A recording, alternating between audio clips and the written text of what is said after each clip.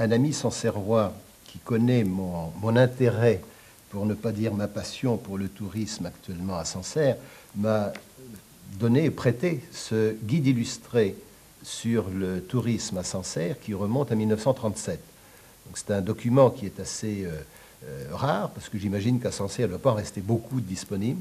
Et lui a trouvé ça dans sa bibliothèque et me l'a donné. Alors ce qui est intéressant, c'est de voir qu'à l'époque, pour les touristes, on leur donnait, on mettait à leur disposition un ouvrage de 150 pages, ce qui n'est plus le cas de nos jours, parce qu'on n'aurait pas beaucoup de succès. Alors le tourisme à Sancerre, pour moi, est un hobby récent, dans la mesure où je suis revenu à Sancerre quand j'ai pris ma retraite en 1900, il y a 3 ans, 4 ans, et je suis sancerrois de, je ne veux pas dire d'adoption, mais je ne suis pas né à Sancerre, je suis pas très loin d'ici, mais je suis arrivé à Sancerre en 1946 avec mon père qui avait racheté un portefeuille d'assurance à Sancerre. Donc j'étais pas vieux, j'avais 9 ans, et pour moi Sancerre c'est l'enfance, c'est aussi les années de pension à Bourges, parce qu'il n'y avait pas d'école secondaire, en fait, pour moi qui allait jusqu'en fin secondaire à Sancerre, donc 7 ans de pension à Bourges, et puis après le départ de Sancerre pour y revenir 40 ans après. 40 ans après, mes amis sancerrois, notamment mon ami Faugeras, qui était le président de l'Office de tourisme depuis 15 ans, m'a fortement conseillé et demandé si le tourisme m'intéressait à Sancerre. Et comme je n'avais pas grand-chose à faire, je lui ai dit pourquoi pas. Et bon, le conseil d'administration a pensé que j'étais une recrue suffisamment intéressante pour m'élire président. Une mention qui est ici, qui est texte et dessin d'Angélus. Alors, qui est Angélus? J'en sais rien. C'était peut-être un nom de M. Pigelet, c'est possible, parce que je sais qu'il s'intéressait beaucoup à l'histoire de Sancerre à ce moment-là. Alors, est-ce que c'est lui qui a fait les textes entourant les dessins? Peut-être, mais moi je suis incapable de le dire, en tout cas j'en sais rien. Si un vieux sancerrois le sait, je serais bien contente de ce qu'il me le dise, en tout cas. Alors à l'époque, en 1986, j'étais président du comité des fêtes de feu. Et cette année-là, c'était l'année du comice. Alors après avoir fait une réunion, les habitants de la commune, on s'est aperçu qu'un char, ça faisait beaucoup de travail et il n'y avait pas beaucoup de bénévoles. Bon, on a dit, on va essayer de trouver autre chose. Et on a dit un défilé. Et ensuite, ça s'est traduit par une noce berrichonne, ce qui permettait d'avoir beaucoup plus de personnes sur le champ. Qu'un char, c'est peu. Alors ça faisait beaucoup toutes les personnes qui voulaient bien participer, c'était les bienvenus. Et voilà, ça s'est tout à fait bien passé. On a donc fait la photo. Et le lendemain, le comité des fêtes avait loué un car et nous sommes passés dans les hameaux de la commune et des environs. Et ça s'est très bien passé, bien sûr. Et le soir, on a fini gaiement à la salle des fêtes, tous réunis. Et puis c'était terminé, quoi. Rudolf le renne au nez rouge avait de petits nez brillants. Si jamais vous le voyez, il vous paraîtra luisant. L'ensemble des autres reines le traitaient de noms qui gênent. Ils empêchaient pauvre Rudolf de jouer au jeu de reine. Un réveillon fort brumeux, Père Noël lui dit: Rudolf, avec ton nez si beau, veux-tu dire des mots très drôles? Et les reines ont adoré en criant plein de gaieté. Rudolf le renne au nez rouge, dans l'histoire tu es rentré. Ta da ta da ta ta da, ta da da da da da da, ta da ta da ta ta da, ta da da da da da. Je vous présente mon objet. C'est une cardeuse. Elle servait à carder la laine Alors, le principe était de défaire la laine pour qu'elle soit plus volumineuse. Alors, on partait déjà à la tonte des moutons. Ça, c'est ce qui se faisait au mois de juin. Et puis, il fallait laver la laine, parce qu'il y avait beaucoup de suin dans... Il fallait laver la laine, et là, c'était très amusant, puisqu'on allait à la rivière avec ma mère, et c'était pas... Fallait rincer, et re-rincer, hein. C'était pas... Ça s'enlevait pas comme ça. Et après, ensuite, il fallait la faire sécher, bien sûr. Et cette laine, on l'amenait à M. Lavrat, qui était donc artisan à feuilles, qui avait donc 7 cardeuses. Et on mettait un petit peu de laine entre ses jambes, pas toute la toison parce que ça faisait trop gros. Et ensuite, par petite pleine main, on mettait ça et on faisait un balancement comme ça. Et cette laine ressortait à l'autre bout, et toute décatonnée, ça s'appelait... Elle n'avait plus de caton. Il fallait la passer plusieurs fois parce que des fois, ça ne faisait pas... Alors voilà, c'était très amusant parce que moi, je me rappelle, étant enfant, j'avais 7 ans environ, j'allais chez M. Lavrat, et puis on s'amusait avec ma sœur, même ma sœur aussi est venue à défaire de la laine. C'était très, très passionnant, amusant. On faisait même le crin. Mais le crin, le crin, je ne sais pas où M. Lavrat le prenait, mais on passait le crin pareil, parce que dans les matelas, pour faire le matelas, le crin se conditionnait aussi. Alors donc, fallait pour faire un matelas plus volumineux, il fallait le garder. Alors on passait le crin et la laine dans la même machine. On l'entretient un petit peu, hein, faut pas. Mais enfin, il faut garder le vieux quand même. Il ne faut pas trop la peindre. J'ai 50 ans en l'an 2000. Alors je vous ai apporté des objets qui font partie de la mémoire de ma jeunesse, de mes 10 ans. C'est d'une part un cœur qui était fabriqué par mon père.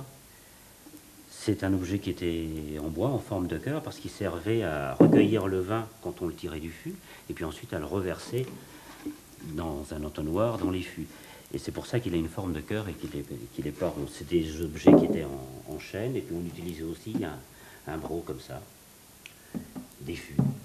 Mais à propos des fûts, il y avait des formes dans les fêtes, des formes de courses un peu originales, puisque c'était pas Longchamp, c'était pas les chevaux. Eux, ils faisaient des courses de poinçons. Un poinçon, c'est un fût qui a qu'un fond. Donc les jeunes vignerons de l'époque, ils faisaient une course, c'est-à-dire qu'ils étaient à une ligne de départ, et puis chacun devait rouler son fût, comme ça, pour arriver le premier à la ligne d'arrivée. C'est l'époque, vous voyez, il y a une quarantaine d'années, où je guidais encore le cheval dans les vignes, mon père étant à la charrue, et puis maintenant, on est passé très très vite au travail au tracteur, presque aux machines à vendanger, alors que pendant des générations, son père, son grand-père, arrière-grand-père avaient quasiment connu les mêmes méthodes, à la fois de culture et aussi de vinification.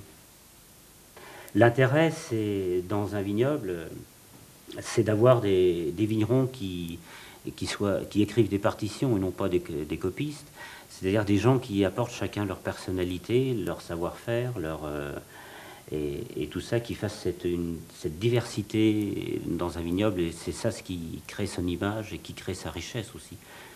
Je vous citais tout à l'heure, quand on ouvre un livre de poésie, si vous avez le même poème du début jusqu'à la fin, vous allez vite vous enlacer. L'intérêt, c'est d'avoir plusieurs auteurs, plusieurs styles différents, et tout contribuant dans un même caractère, puisqu'on travaille sur un cépage, qui est le Sauvignon à Sancerre, et sur un sol qui apporte des caractéristiques propres et qui n'existent nulle part ailleurs, véritablement. Si on se souvient de Dionysos dans l'Antiquité, c'était un dieu qui était le dieu du vin, mais aussi le dieu de l'amour et le dieu de la musique.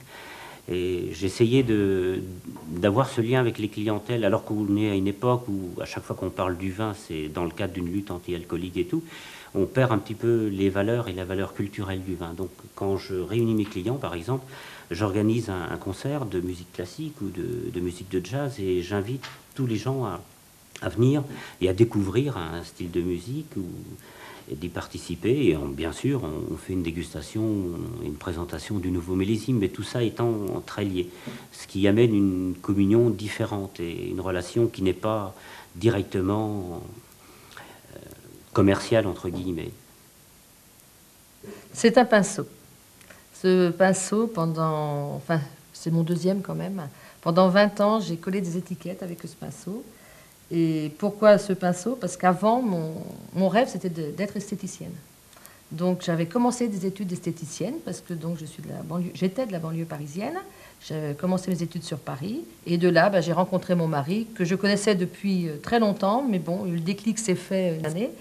Et j'ai fréquenté. Et puis, nous avons décidé de nous marier. De là, j'ai laissé tomber l'esthétique pour venir coller des étiquettes dans le Sancerrois sur les bouteilles. Donc, j'ai toujours conservé cette passion du pinceau, de le tenir, de travailler avec un pinceau, quoi. Et au bout de 20 ans passés dans ma cave à coller des étiquettes, je ne veux pas dire tous les jours, mais enfin au moins 3-4 jours par semaine, j'ai décidé de reprendre les études, parce qu'on avait décidé de faire une société. Et de là, j'ai repris les études pour être viticultrice également, pour rentrer en société en tant qu'agricultrice et en tant que jeune agricultrice. Alors bon, moi je me trouvais trop vieille. On m'a dit non, il y a des dérogations. Donc j'ai fait une demande de dérogation. Et puis bon, je suis partie, ça a été accepté. Et puis me voilà inscrite dans un lycée viticole à Amboise. Donc dans ce lycée, mon fils il y était depuis 5 ans déjà, dans ce lycée. Et on s'est retrouvés avec les mêmes professeurs. Pas dans la même classe bien sûr, parce que moi c'est en formation adulte. Et puis on se retrouvait le midi à la cantine ensemble, aux récréations, si on peut appeler ça encore des récréations, ensemble. Et puis voilà, au même niveau d'études. J'ai démarré au même niveau d'études que lui. Et j'ai fini donc avant lui, parce que lui doit terminer cette année. Moi, j'ai fini donc l'année dernière. Et puis maintenant, je suis installée en tant qu'exploitante viticole. Au début, c'est un peu dur de voir que sa femme va en savoir autant, quoi. Parce que bon, ce qu'il y a, c'est que depuis 15 ans, on reçoit des stagiaires à peu près. Oui, à peu près une quinzaine d'années.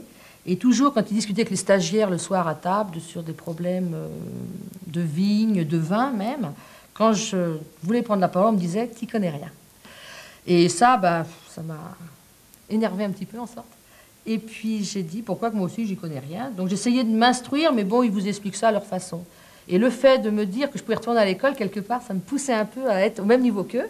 Et puis maintenant, j'ai beaucoup de discussions avec mes stagiaires. Et puis je participe avec eux aux travaux de la cave, même de la vigne, même quand il y a les représentants, je participe un peu à tout maintenant. Mais je me sers toujours de mon pinceau quand même. Parce que je ne suis pas pour la machine. Pour moi, ça n'étiquette pas aussi bien. Bon. Je viendrai à l'abandonner, je serais bien obligée, mais pour l'instant, mon pinceau me sert toujours.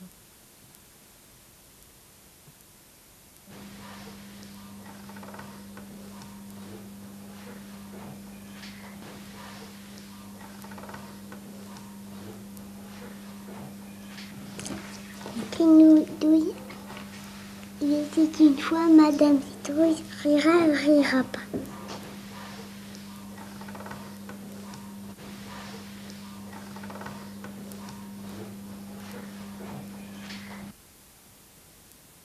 Mon objet, donc, c'est un panier, hein, tout simplement pour dire qu'à une certaine époque, dans le Sancerrois, disons, il y a peut-être 30 ans, j'étais gamin, hein, j'avais à peu près, mettons, une douzaine d'années, et je passais mon temps à me promener dans les vignes, et les vignes en frise du Sancerrois. Donc j'utilisais un panier, et je ramassais beaucoup de champignons, des morilles, des escargots, des plantes, genre plantes médicinales, de la menthe, de l'origan, de la sarriette, il y en avait. Dans les vignes, on pouvait trouver de la mâche, qu'on appelle plus communément par ici de la doucette. On trouvait des pissenlits, on trouvait également des crocus sauvages de couleur mauve, on trouvait des soucis orange. Je dis orange parce qu'il y a des variétés cultivées qui sont un peu jaunes. Hein. On trouvait des myosotis sauvages qui sont de couleur bleue. On trouvait également des framboises sauvages, mais au début de la vigne. Le long des chemins, on trouvait beaucoup de prunelles, beaucoup de mûres, on en trouve encore un petit peu à l'heure actuelle. Et on trouvait également pas mal de vipères. Hein, c'était un côté désagréable du truc, mais enfin, on les tuait. Hein. Maintenant, c'est interdit, mais bon. Je me rappelle, on tuait une vipère qui avait des petits, et les petits se barraient du ventre, des petites bêtes transparentes de 3 cm avec 2 petits yeux noirs, et on était obligé de les écraser avec le pied, parce que sinon, elles auraient continué leur route. Voilà, puis on trouvait des pommiers, des cerisiers, des pêchers. Une autre anecdote, on trouvait des chèvres, des biques, qui passaient dans les rues du village. D'ailleurs, elles passaient devant chez le notaire à l'heure actuelle. Alors, on ramassait les crottes. C'était une grande occupation qu'on avait, surtout l'été, qu'on avait les Parisiens. Donc, on ramassait les crottes, on les mettait dans un petit paquet, avant d'être trempés dans du sucre glace. On avait un petit Parisien. Alors, il les prenait avec un grand sourire, mais après, il faisait une grande grimace. Et ça nous amusait beaucoup.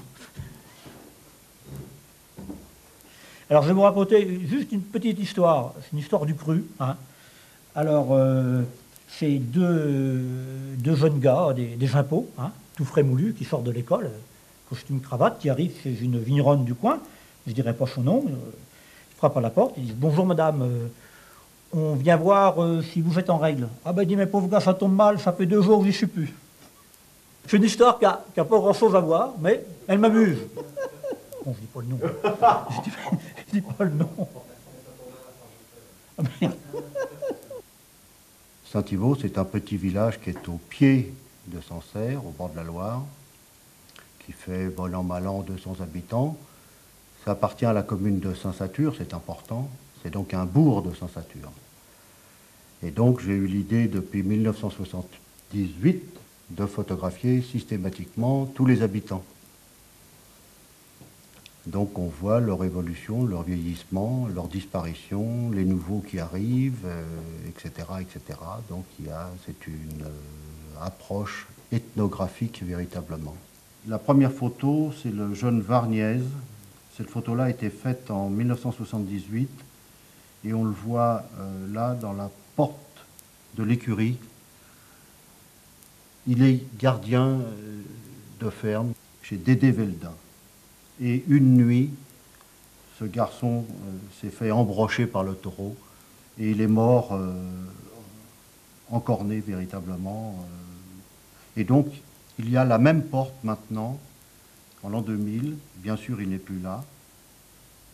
Et donc, c'est la vie qui continue sans lui. Eh bien, ça, c'est une opportunité qui s'est produite alors que je traversais le pont de la Loire sur les coups de midi. Et j'avais des amis en bas qui étaient en bateau sur la Loire. Et tout de suite, évidemment, j'ai senti qu'il y avait une photo intéressante à faire. Et voilà, c'est de la vue du pont de Saint-Thibault, un beau jour d'été.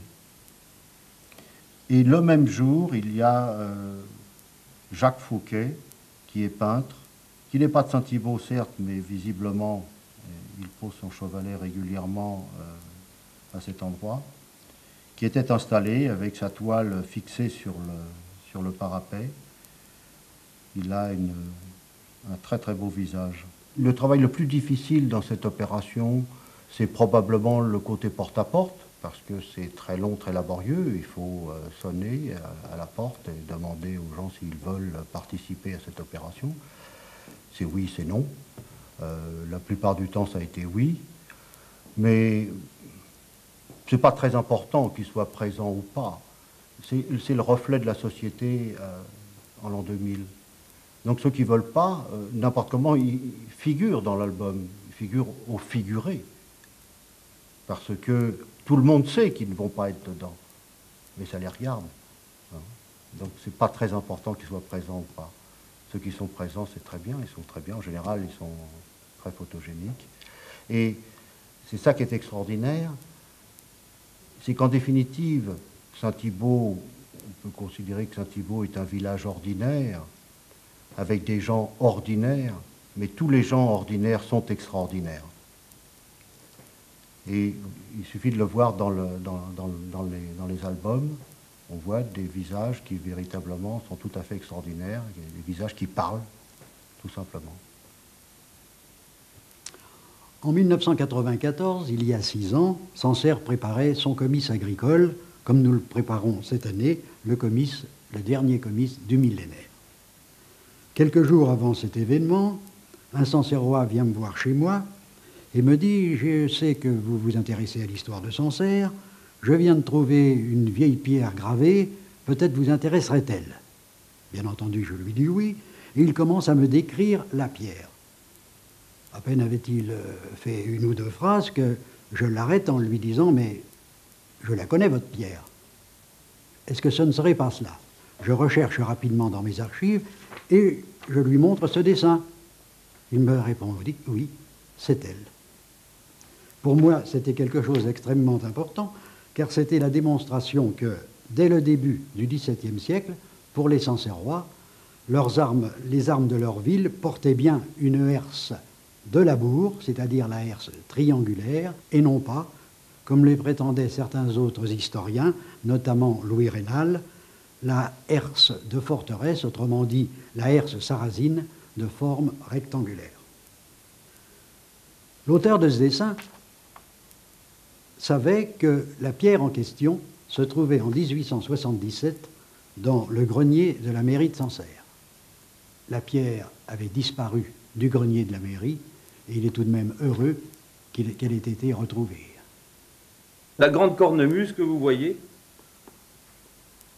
ne se joue plus dans la région depuis très longtemps, puisqu'elle était attribuée aux bûcherons de nos régions centres, hein, qui étaient itinérants, qui allaient de coupe en coupe, et qui travaillaient notamment pour la charpente maritime sous Colbert.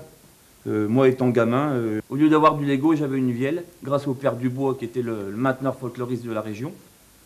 Et je me souviens, mon frangin qui était trop vieux déjà, oh, il dit, moi je suis foutu pour la musique, toi tu as l'air d'avoir l'oreille facile, tu vas y aller. Puis alors je me suis retrouvé avec une vielle dans les bras, en passant la saulois, puis en mangeant une tartine de fromage. Et ma vie musicale s'est fait comme ça, assez tôt, à partir de l'âge de 9 ans, sous l'ombre du père Dubois, disons sous son coup de poignet protecteur.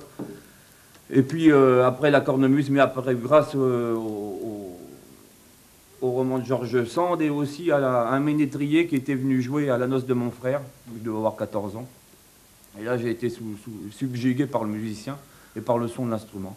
Puis après ça a été très vite, quoi. Avec mes premiers sous, j'ai donc acheté une grande cornemuse, justement dont parle Georges Sand, l'instrument roi, quoi, des campagnes à l'époque. Et puis voilà, je vis ma vie musicale assez simplement, entre les fêtes et puis les quêtes noces qui se passent dans le coin, au rythme de la vie des vignerons. Récemment, on a fait Saint-Vincent, donc je faisais partie de l'envoyé festif. Et puis donc, ce qui me tient à cœur musicalement, c'est la Bourrée, c'est le rythme vraiment du terroir. Et toutes ces choses-là sont gardées grâce à la génération des gens comme le petit D, c'est-à-dire des gens qui ont maintenant 70 ans, qui sont restés dans le pays grâce à la vigne, et qui ont maintenu à petite bride comme ça jusqu'à nous. Alors moi, quand il fait beau, quand il fait pas beau, d'un seul coup ça me vient, hop, j'ai une idée, je la garde, je la renferme dans mon coffre, puis de temps en temps je la ressors.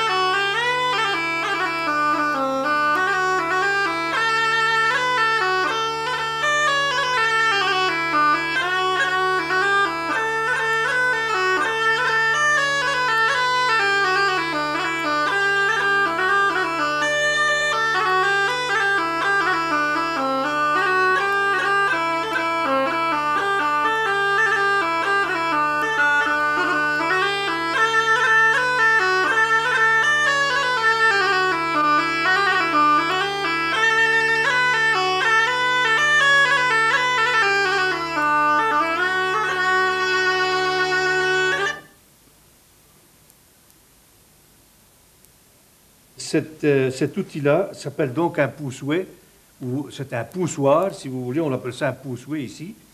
C'était fabriqué en noyer par des sabotiers du coin qui étaient sabotiers l'hiver et vignerons l'été. C'était souvent comme ça.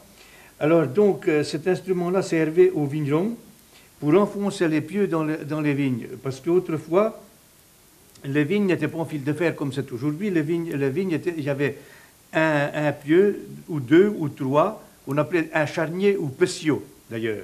Alors donc, on s'en servait quand au moment de la taille, on tirait le pieu, voilà ici, on le tirait comme ça, à la serpe, on l'aiguisait, et ensuite, on mettait ça comme ça, sous son bras, et hop, on enfonçait un grand coup. Voilà, ça servait donc à ça.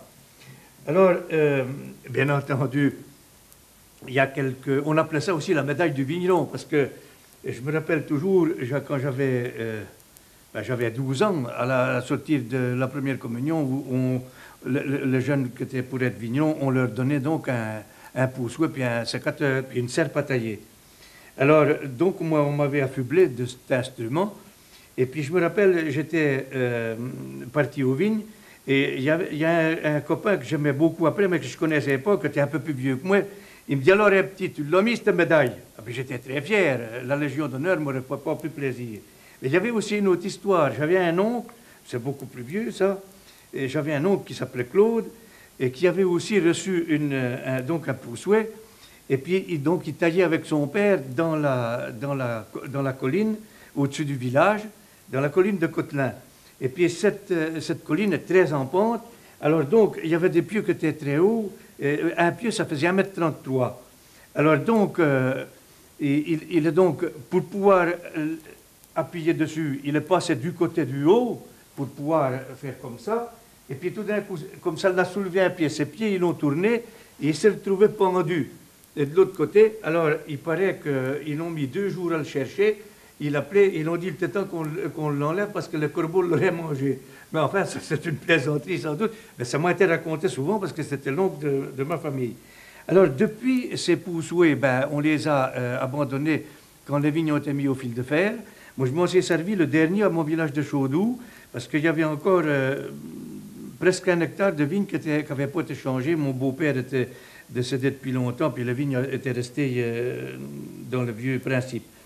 Alors, donc, après, je n'ai plus pris ça, mais quand on a fondé la confrérie des Chevaliers du Cep en 1960, on a pris le poussouet comme emblème du vigneron. Alors, donc, c'est celui-ci.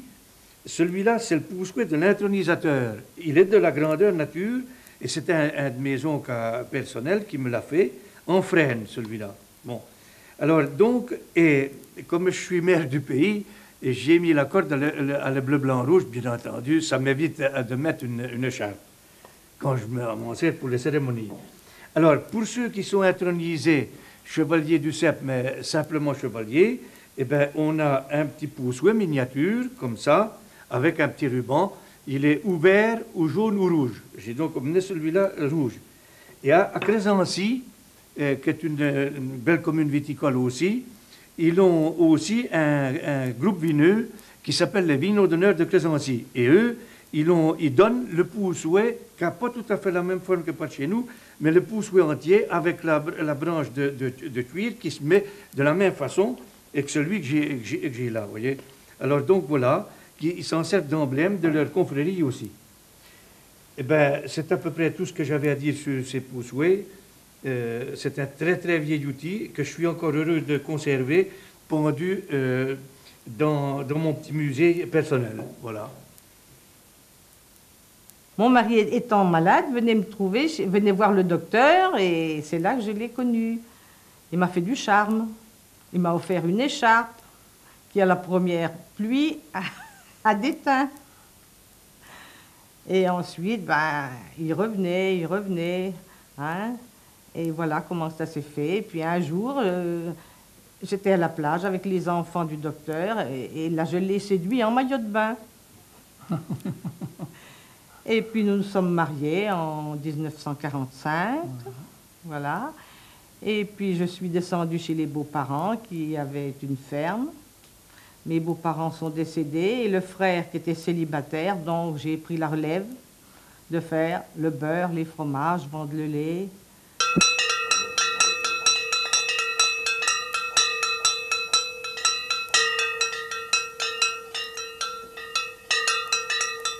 Ces cloches représentent beaucoup de choses pour nous. C'était les cloches qu'on mettait dans le cou des bêtes, des vaches, pour les retrouver dans l'île. C'est mon beau-frère qui faisait son service militaire à Belfort qui a rapporté ces cloches en 1936. Et alors, la malchance, c'est que les estivants ou des gens du pays, je ne sais pas, coupaient le colleron dans le cou des vaches et nous volaient nos cloches. Cela nous servait pour les retrouver dans les îles, il y avait 10 hectares de pâturage, hein, et ça nous servait pour les repérer le soir, s'il en manquait une. On les mettait dans le cou des vaches, qui n'était pas facile à attraper. Oui, on mettait plutôt dans le cou des vaches celles qui étaient méchantes. Ouais. Hein? Qui ne se laissaient pas approcher. Qui ne se laissaient pas approcher, mais ils arrivaient quand même à les approcher. Il y a eu les chèvres, on a eu des chèvres, 28 chèvres, qui également avaient des petites clochettes. Un jour, je gardais mes chèvres justement dans une petite île, je ramassais des noix, et un grand gars est sorti d'un buisson, m'a sauté dessus comme un chat qui saute sur une souris. Et il m'a fait une strangulation jusqu'à l'asphyxie. Et les chèvres ont tellement eu peur qu'elles sont reparties en courant à la maison, et mon beau-frère, voyant arriver les chèvres, dit pourquoi que les chèvres sont là et qu'elle, elle n'est pas là.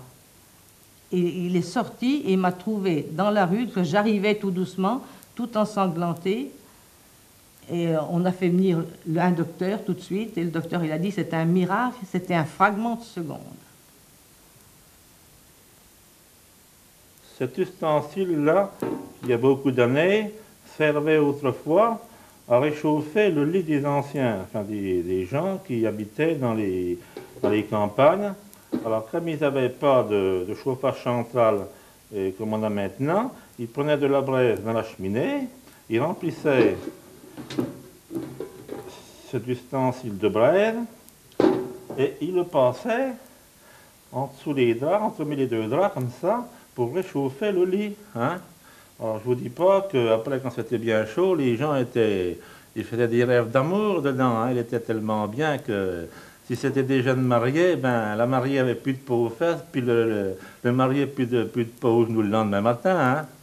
Et puis il chantait une chanson, hein? Un poète ayant fait un voyage de rêve m'a dit qu'il existait dans le ciel radieux une étoile où jamais où sonne l'heure brève où les cœurs se mirent en adieu. C'est l'étoile d'amour, c'est l'étoile d'ivresse, les amants, les maîtresses l'aiment la nuit et le jour. Un poète m'a dit qu'il était une étoile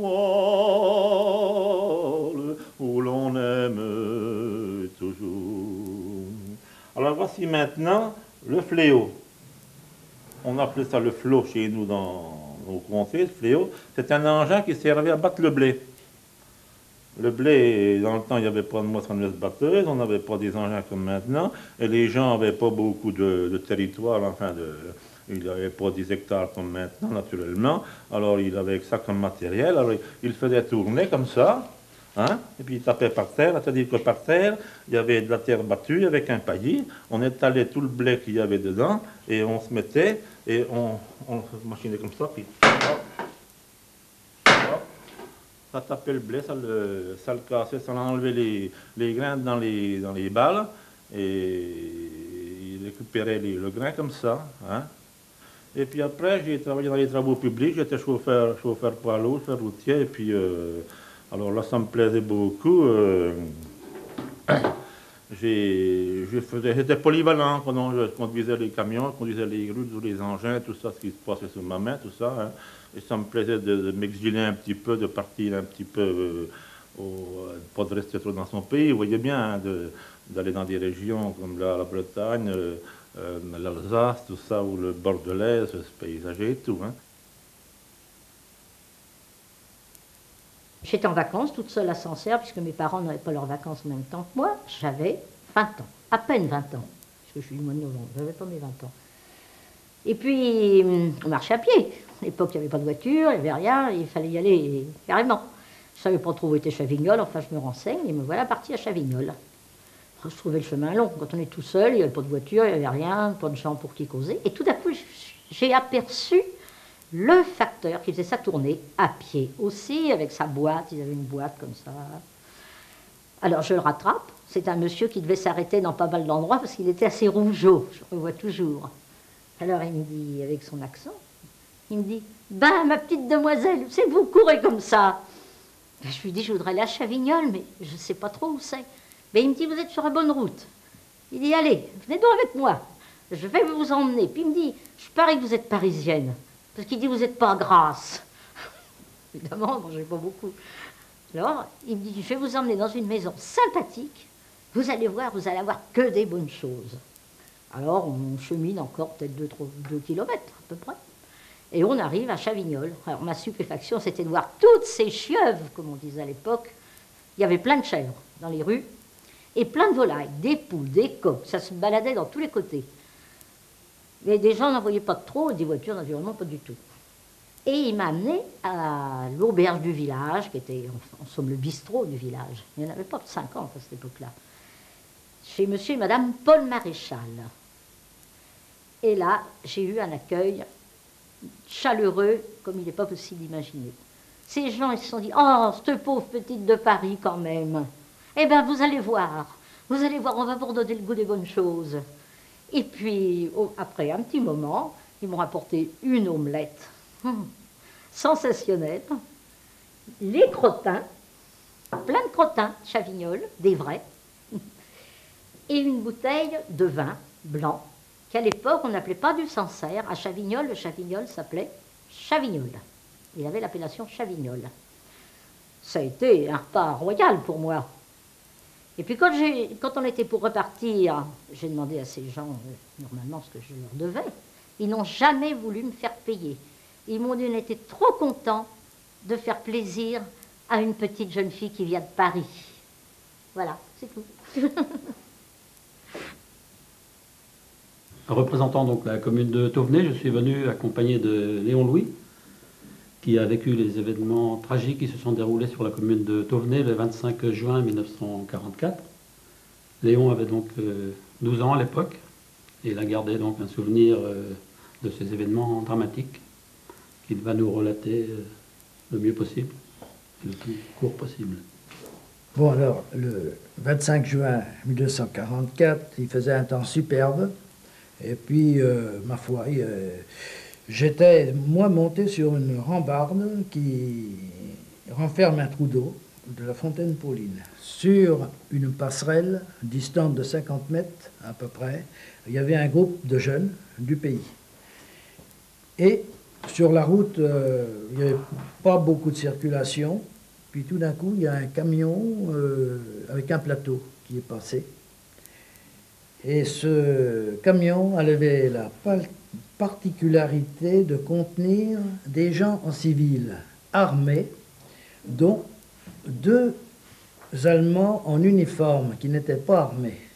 Et les jeunes ont acclamé les FFI. Ils ont cru avoir affaire à des FFI. Ils les ont donc acclamés. Et puis, c'est là que les Allemands, ils ont arrêté la camionnette. Ils ont reculé. Et puis, ils ont demandé les papiers aux jeunes. Et ben, les jeunes du pays, il n'y en a pas seulement un qui avait un portefeuille sur lui, hein, alors donc, pas de papier.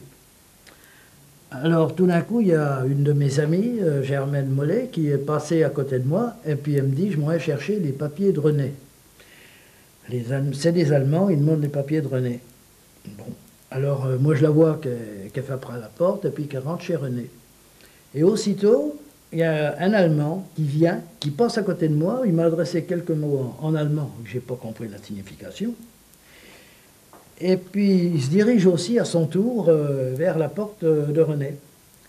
Et à ce moment-là, mon père, il a compris qu'il se passait quelque chose de pas clair, quoi. Alors, il m'appelle. Alors, moi, je suis rentré. Et j'étais pas sitôt rentré que ça s'est mis à péter. Il y avait une mitraillette qui a pété. Et puis après, mon père, il dit, c'est dans la rue. Après, on dit, c'est du côté du Boisseau. Alors, c'est là que ça s'est enchaîné vite, puis qu'il y avait quelqu'un qui était tendu, on regarde par la fenêtre, il y avait quelqu'un qui était tendu, alors mon père il dit, je crois que c'est notre voisin Henri. Moi je regarde à mon tour, et puis je reconnais l'Allemand qui était passé à côté de moi. On a dit, si les Allemands s'amènent, on va être descendus comme des lapins. Et puis tout à coup, il y a une mitraillette qui a tiré à travers la fenêtre. Puis après, ils ont abattu la porte d'entrée à coups de corse de fusil. Puis ils nous ont emmenés sur le petit placier. Sur le petit placier où il y avait déjà des tués. Maurice, qui était déjà tué, qui avait 16 ans. Et puis Robert, que j'ai vu mourir, il avait 24 ans. Il avait 20 ans, Robert. Ouais. Il avait 20 ans. Les deux frères ont été tués au tout début. Ouais. Parce que ce qui s'est produit, bon, il y a eu un Allemand qui a été tué par un résistant qui se trouvait dans la maison où habitait René Le Sage. Voilà. Et les événements se sont enchaînés, mais à une vitesse impressionnante. On ne sait pas si l'Allemand a été tué avant que ça mitraille sur le groupe de jeunes. Enfin, tout s'est produit dans les mêmes secondes, dans les 10 ou 20 secondes. Alors, suite à ça... Donc, il y a eu deux jeunes qui ont été tués au tout début, un de 14 ans et Maurice Mollet de 16 ans et Robert, son frère, de 20 ans. Et après, ça s'est enchaîné. Les Allemands sont montés en direction du château. Ils ont mis le feu au pays. Ils ont pris 4 otages, des jeunes qui descendaient. Il y en avait 2 qui descendaient en vélo, d'autres à pied, qui ont été fusillés dans le parc du château. Des jeunes entre 18 et 24 ans. Et un enfant de 7 ans qui a été tué dans la cour du château. Les Allemands se sont acharnés sur le pays. Ils ont incendié les maisons. Ils ont fait sortir les habitants qui restaient à l'intérieur. Ils ont pillé, ils emmenaient le petit cochon de lait que mon père il avait acheté la veille à la foire. Moi j'ai vu tout ça passer sous mes yeux, la motte de beurre que ma mère avait fait, c'est incroyable. Ouais. Avant 1939, il y avait beaucoup de bateaux, 700 à 800 bateaux par mois. Alors dans les ports, il y avait une activité intense. Il y avait les régions du centre, les tuiles, les briques qui étaient faites, le ciment qui venait de Bèf. Il y avait aussi des carburants qui venaient de la Seine, sur Paris. Là. Et puis il y avait des bateaux, ceux qui transportaient autre chose. Il y en a qui faisaient jusqu'au le nord, la Belgique. Alors forcément, il y avait beaucoup de trafic. Aujourd'hui, il est mort complètement, armé complètement. Hein. Et il y avait même les berrichons qui allaient sur le canal du Berry, qui allaient de Marseille-les-Aubigny, sur Bourges, Vierzon, Molisson. Ils faisaient 28 mètres. Et puis ceux-là, ils étaient tirés par les chevaux. Les autres, il y avait déjà le tech moteur, puis les tracteurs, qui les halaient. Mais il y avait beaucoup de chevaux. Et puis ils achetaient la nourriture sur place. Alors, dans les pays qui traversaient, vous aviez qui vendaient du foin, de l'avoine, pour les chevaux. Alors, ils savaient où ils pouvaient le trouver. Quand ils passaient, ils achetaient. Et puis, il y avait les gens qui venaient chercher les matériaux. Puis, les marchands de matériaux qui avaient, ils livraient, il avait des chevaux aussi, ils livraient des fois à 20, 30 kilomètres. Alors, forcément, ça faisait, tout autour, ça faisait une activité. Et puis, il y avait ceux qui déchargeaient les bateaux aussi. Ah ben, ils faisaient que ça, ceux-là. Les débardeurs, c'était leur travail. C'est pareil, c'est perdu complètement, ça. Oh oui, ils peinaient, sa question de ça, ils peinaient. Surtout avec la chaux. La chaux était dans des sacs en toile dans ce temps-là. Et puis, quand il faisait chaud, ben, avec la sueur, ben, ça venait à brûler. Hein. Eh bien là, j'ai une série d'assiettes qui reproduit une chanson de Marine de Loire, qui avait d'abord été réalisée à partir de diapos, que voici, qui raconte une descente de Marine de Loire. Alors, pour bien le faire comprendre, j'avais à ce moment-là racheté, pour 1 franc symbolique, aux ponts et chaussées, des bateaux de bois réformés.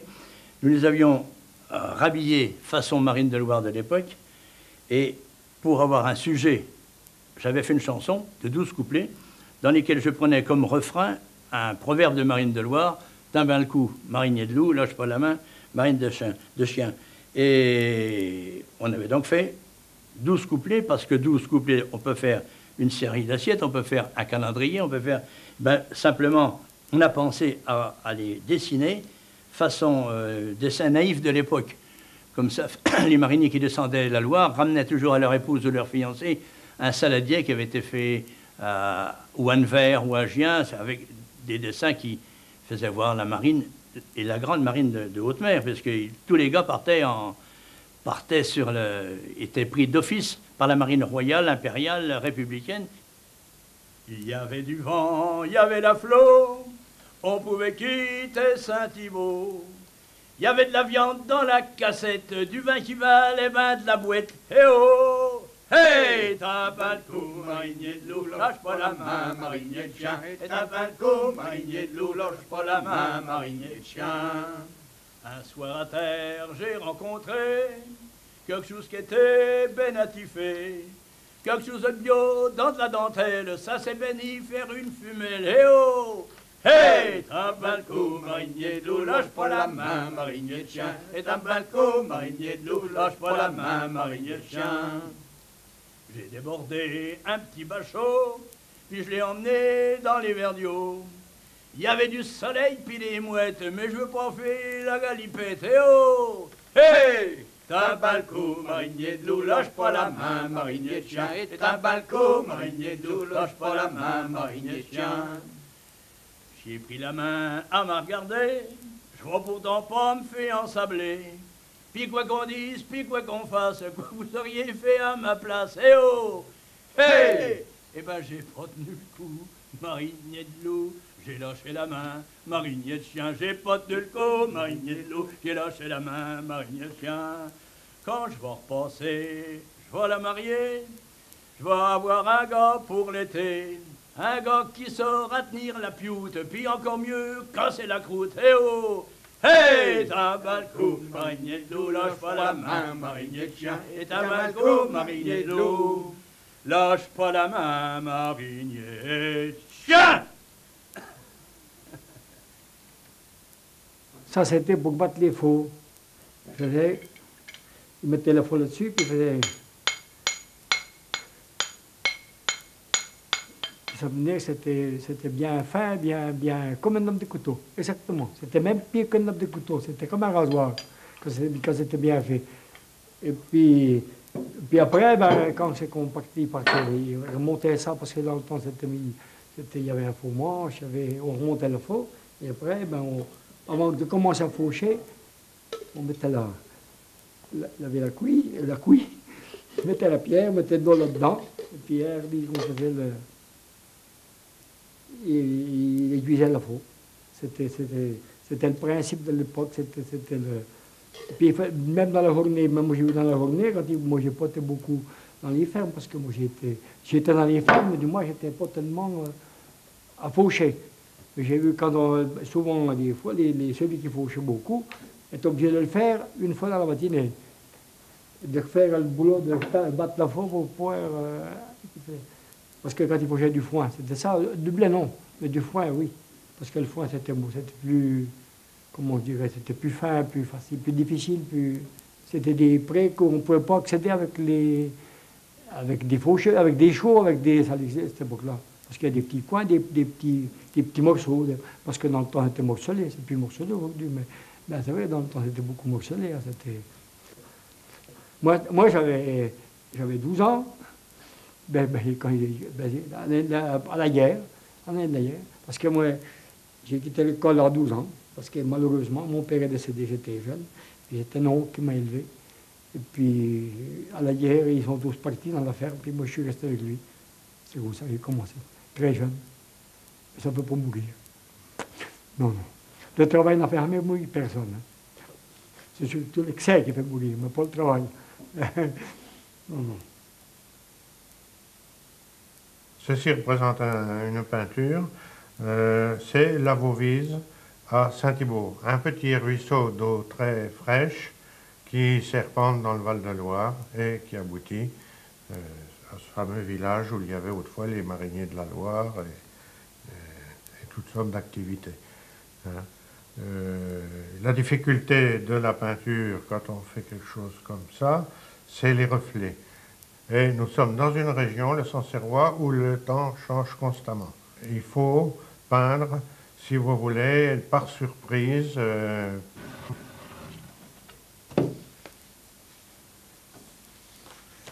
Je suis donc la femme de Robert, et je suis moi-même céramiste. Vous avez une de mes sculptures, là. Je suis céramiste depuis 33 ans. Je le suis devenu quand je l'ai rencontré. Mais bon, je pense que j'avais ça dans mes gènes, du fait que dans ma famille, du côté de ma mère, on est potier depuis de père en fille, ou de père en fils, selon, depuis 1640. Mon père fut tourneur durant une quinzaine d'années. Ma tante fut anseuse, c'est-à-dire qu'elle posait les anses sur les pots, parce qu'à l'époque, son mari étant tourneur, la femme devait terminer les pots, c'est-à-dire nettoyer le fond et poser l'anse gratuitement. Ça faisait partie du travail du potier. Elle n'était pas payée pour ce travail. Les émaux sont toujours réalisés à base de roches broyées, de végétaux, d'argile, et à la fusion, à 1300 degrés, l'émail se développe et au refroidissement, il se rétracte et crée tout ce qu'on appelle des nucléations. Vous voyez, toutes ces petites taches qu'il y a sur le veau, on appelle ça des nucléations. Quand on défourne une cuisson, c'est toujours une émotion. Ça peut être raté. Pendant des années, on avait des ratés, on en a de moins en moins. Hein, ça, c'est le métier qui rentre. C'est un peu comme une naissance. Quand j'allais à l'école, on prenait les sabots. J'étais un des derniers à prendre les sabots quand j'ai quitté l'école en 1953. Ça représente aussi la mémoire de nos ancêtres, des vignerons qui allaient travailler dans les vignes avec leurs sabots. On entendait leurs clapotis sur la route, qui n'étaient pas toutes goudronnées, dans les chemins. On s'imagine encore ces gens-là avec leurs sabots, leurs hottes sur le dos, avec la pioche et la javel pour aller travailler. On entendait aussi les sabots aux côtés des pas du cheval. C'est un bruit, c'est une ambiance, c'est une odeur aussi. Et puis plus tard, même, j'ai été travailler dans les vignes avec mes sabots. Et des sabots, c'est chaud. Et on mettait de la paille dedans. Et on changeait la paille. On faisait des tresses avec la paille. Et elle a changé parce que la sueur des pieds, ça la rendait un petit peu humide, mais on n'a jamais froid aux pieds. Et quand on avait trop froid, dans le bout de la vigne, on avait toujours un feu où on faisait brûler les sarments, les berthes et autres, et on braisait les sabots. On passait de la braise qui réchauffait le sabot, après on mettait le pied dedans. On avait des chaussons, mais on était très très bien dedans. C'est la meilleure des chaussures. C'est pas la plus souple, par contre. Vous entendez ce bruit du bois? Quand on entendait les sabots sur la route, sur les cailloux, on pouvait même savoir quelle était la personne qui passait. On entendait au pas. Ah, je vous jure que c'est vrai. Ah, je vous jure que c'est vrai. Il y a des gens qui marchaient en traînant du pied. Il y a la cadence des sabots. Et on entendait, on pouvait reconnaître les personnes. Il y avait un gars chez nous, il s'appelait la Riquette. Et il marchait comme ça.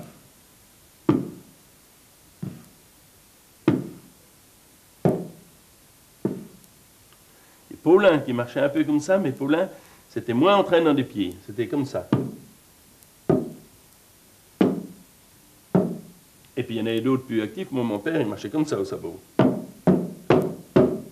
Mais on reconnaissait parce qu'il y avait des sabots à cossiner et des sabots tout en bois. Il n'avait pas le même bruit, il ne faisait pas le même son. Je me souviens, on avait des vignes sur Saint-Satur, on prenait le cheval, et puis là, on avait 1 heure, 1h15, 1h20 de route avec le cheval. On pouvait voir le paysage. Maintenant, c'est fini. Avec un tracteur, une voiture, on passe devant toutes les belles choses. On avait le temps de voir les animaux dans les champs, les lièvres, les faisans et tout. C'est complètement fini. Ce que je regrette le plus, c'est le manque de temps d'observer, le manque de temps de jouir de la nature. L'horlogerie, ça a été ma profession, mon métier. Et puis la radio, ça a été un bon violon d'Ingres. Alors j'ai toujours aimé la radio parce que pour moi, la radio, au départ, c'était une chose merveilleuse. On entendait parler, il n'y avait rien. Un morceau de fil, ça venait du ciel, si on peut dire. Je trouvais ça merveilleux. Puis, dans les années 60, est arrivée la télévision et le transistor. Si bien que le poste de radio, il avait quasiment plus de raison d'être dans une maison. Et à l'époque, j'en ai récupéré.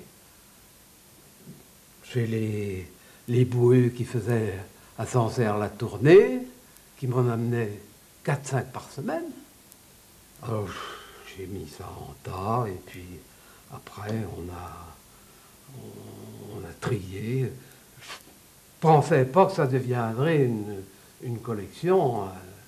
Et puis, on s'est pris au jeu avec ma femme. Et puis, ma foi, on a récupéré des postes un peu partout. Quand j'allais, de par mon métier, rendre un petit service chez un client, des fois c'était peu de choses à faire, il me disait combien vous doit. Oh. Dans le Sancerrois, c'était ou un verre, ou alors, je disais des fois, vous n'auriez pas dans votre grenier un vieux poste de radio. Et c'est arrivé que dans la même matinée, j'en ai rapporté 3, et qui étaient vraiment des belles pièces.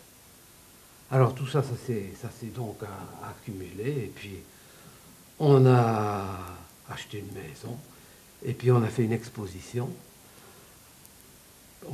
Alors je remettais en route, bien sûr, des postes, tout ça, et puis on est arrivé à quasiment, enfin, je ne sais plus, on est au-delà de 2000 postes. Il y en a sur 400 mètres carrés. Et on est arrivé à être à peu près dans les 10e collectionneurs de France. J'étais concierge à la mairie et il y avait des réunions. Un soir, il s'est trouvé une réunion politique et ça faisait un peu de bruit. Et je suis sortie et en arrivant à la porte, je me suis trouvé les pieds dans de l'eau. Quand j'ai ouvert la porte, il y a quelqu'un qui me dit « C'est pas une fuite, c'est Cucu qui a pissé là. » Et bon, Cucu, il était sorti parce que personne n'en voulait plus à la réunion. Il amenait ils l'ont vidé, ils l'ont mis dehors.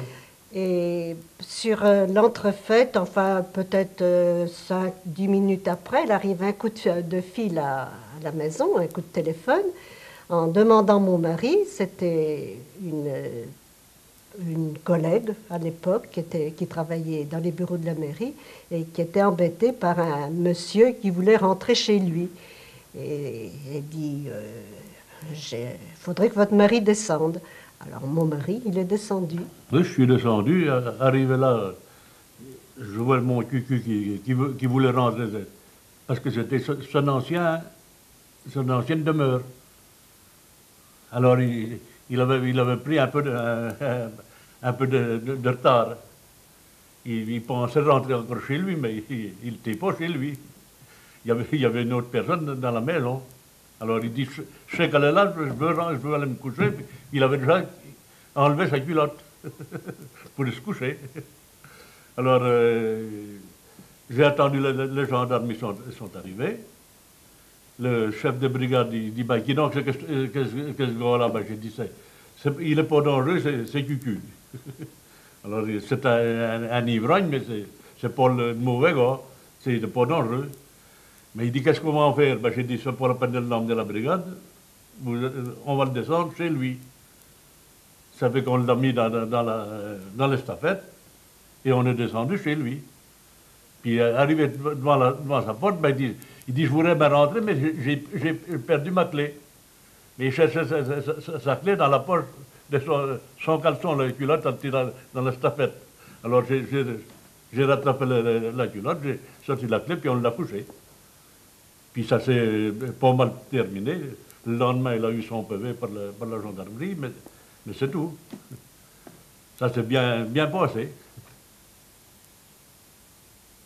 Bon, le vélo de terrain en Sancerrois est riche d'histoire, parce que le Sancerrois, en fin de compte, c'est la région de France qui est dans les pionnières au niveau de cette activité. Et c'est surtout une succession de coïncidences assez étonnantes. Pour remonter au tout début, dans les années 60, 70, il y avait un trial moto international qui se passait à Sancerre, qui était un des trials les plus connus au niveau mondial, qui a été organisé d'ailleurs par les CRS qui habitent la commune. Donc il y avait des championnats du monde, des choses assez importantes, et tous les jeunes de la région étaient passionnés, bien sûr, par cette discipline. Ce qui fait que dès que j'ai pu, je me suis mis à faire du trial moto. J'étais un des tout premiers. Et après, il y avait beaucoup de gamins qui voulaient en faire à Vaulx, donc dans ma commune. Et bien sûr qu'il n'y avait pas de moyens. Donc avec quelques amis, on s'est dit pourquoi pas essayer de faire du trial, mais sans moto. Donc on a récupéré quelques vieux Solex. C'était en 1980. On a démonté les moteurs. On a gardé uniquement les pédaliers. Personne ne connaissait encore ça en France. Et on a adapté le trial moto au vélo. Donc, en 1981, on avait quelques relations dans la presse spécialisée moto. Donc, il y a un journaliste de Paris qui est venu avec une usine de vélo qui a prêté quelques bicross à l'époque. Une aide du ministère de Jeunesse et Sport. On a organisé le premier vélo trial en France. Donc, il s'en est suivi la création d'une école de vélo, parce que bien sûr, les gamins étaient passionnés par ça. En 1981, il y avait une cinquantaine de gamins pour un petit village de 500 habitants qui en faisaient tous les mercredis. En 1994, la Fédération française de cyclisme a demandé l'organisation des championnats de France. C'était une première, parce que dans une région dite de plaine, ça s'était encore pas fait. Ensuite, on a eu la Coupe de France. Depuis 2 ans, on a un centre national. Il y en a 90 en France. Il y en a un dans le Sancerrois. Et puis on est présent dans toutes les disciplines. Et ça roule.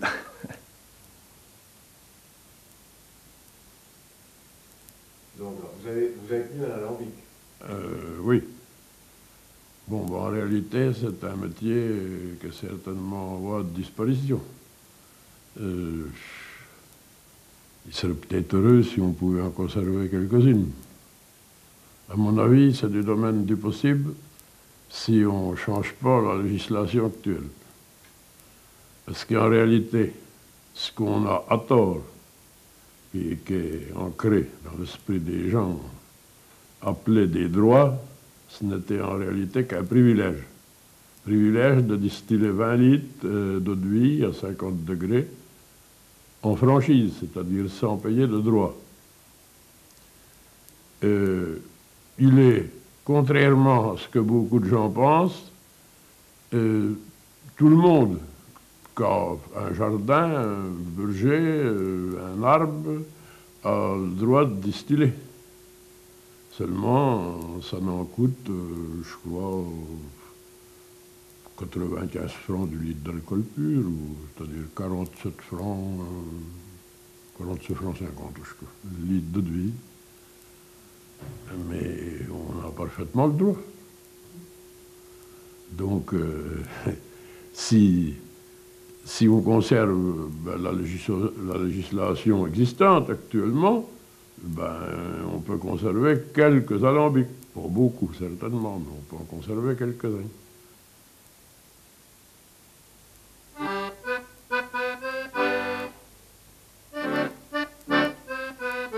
S'il y a un saint sur cette bonne terre qui a enfanté le Sancerre et qu'on vénère à 100%, c'est bien ce sacré Saint Vincent. Même que Saint Blaise en est jaloux, Sainte Cécile lui fait les yeux doux, même que Saint Barbe l'appelle au secours, Sainte Geneviève le guette au cœur fou.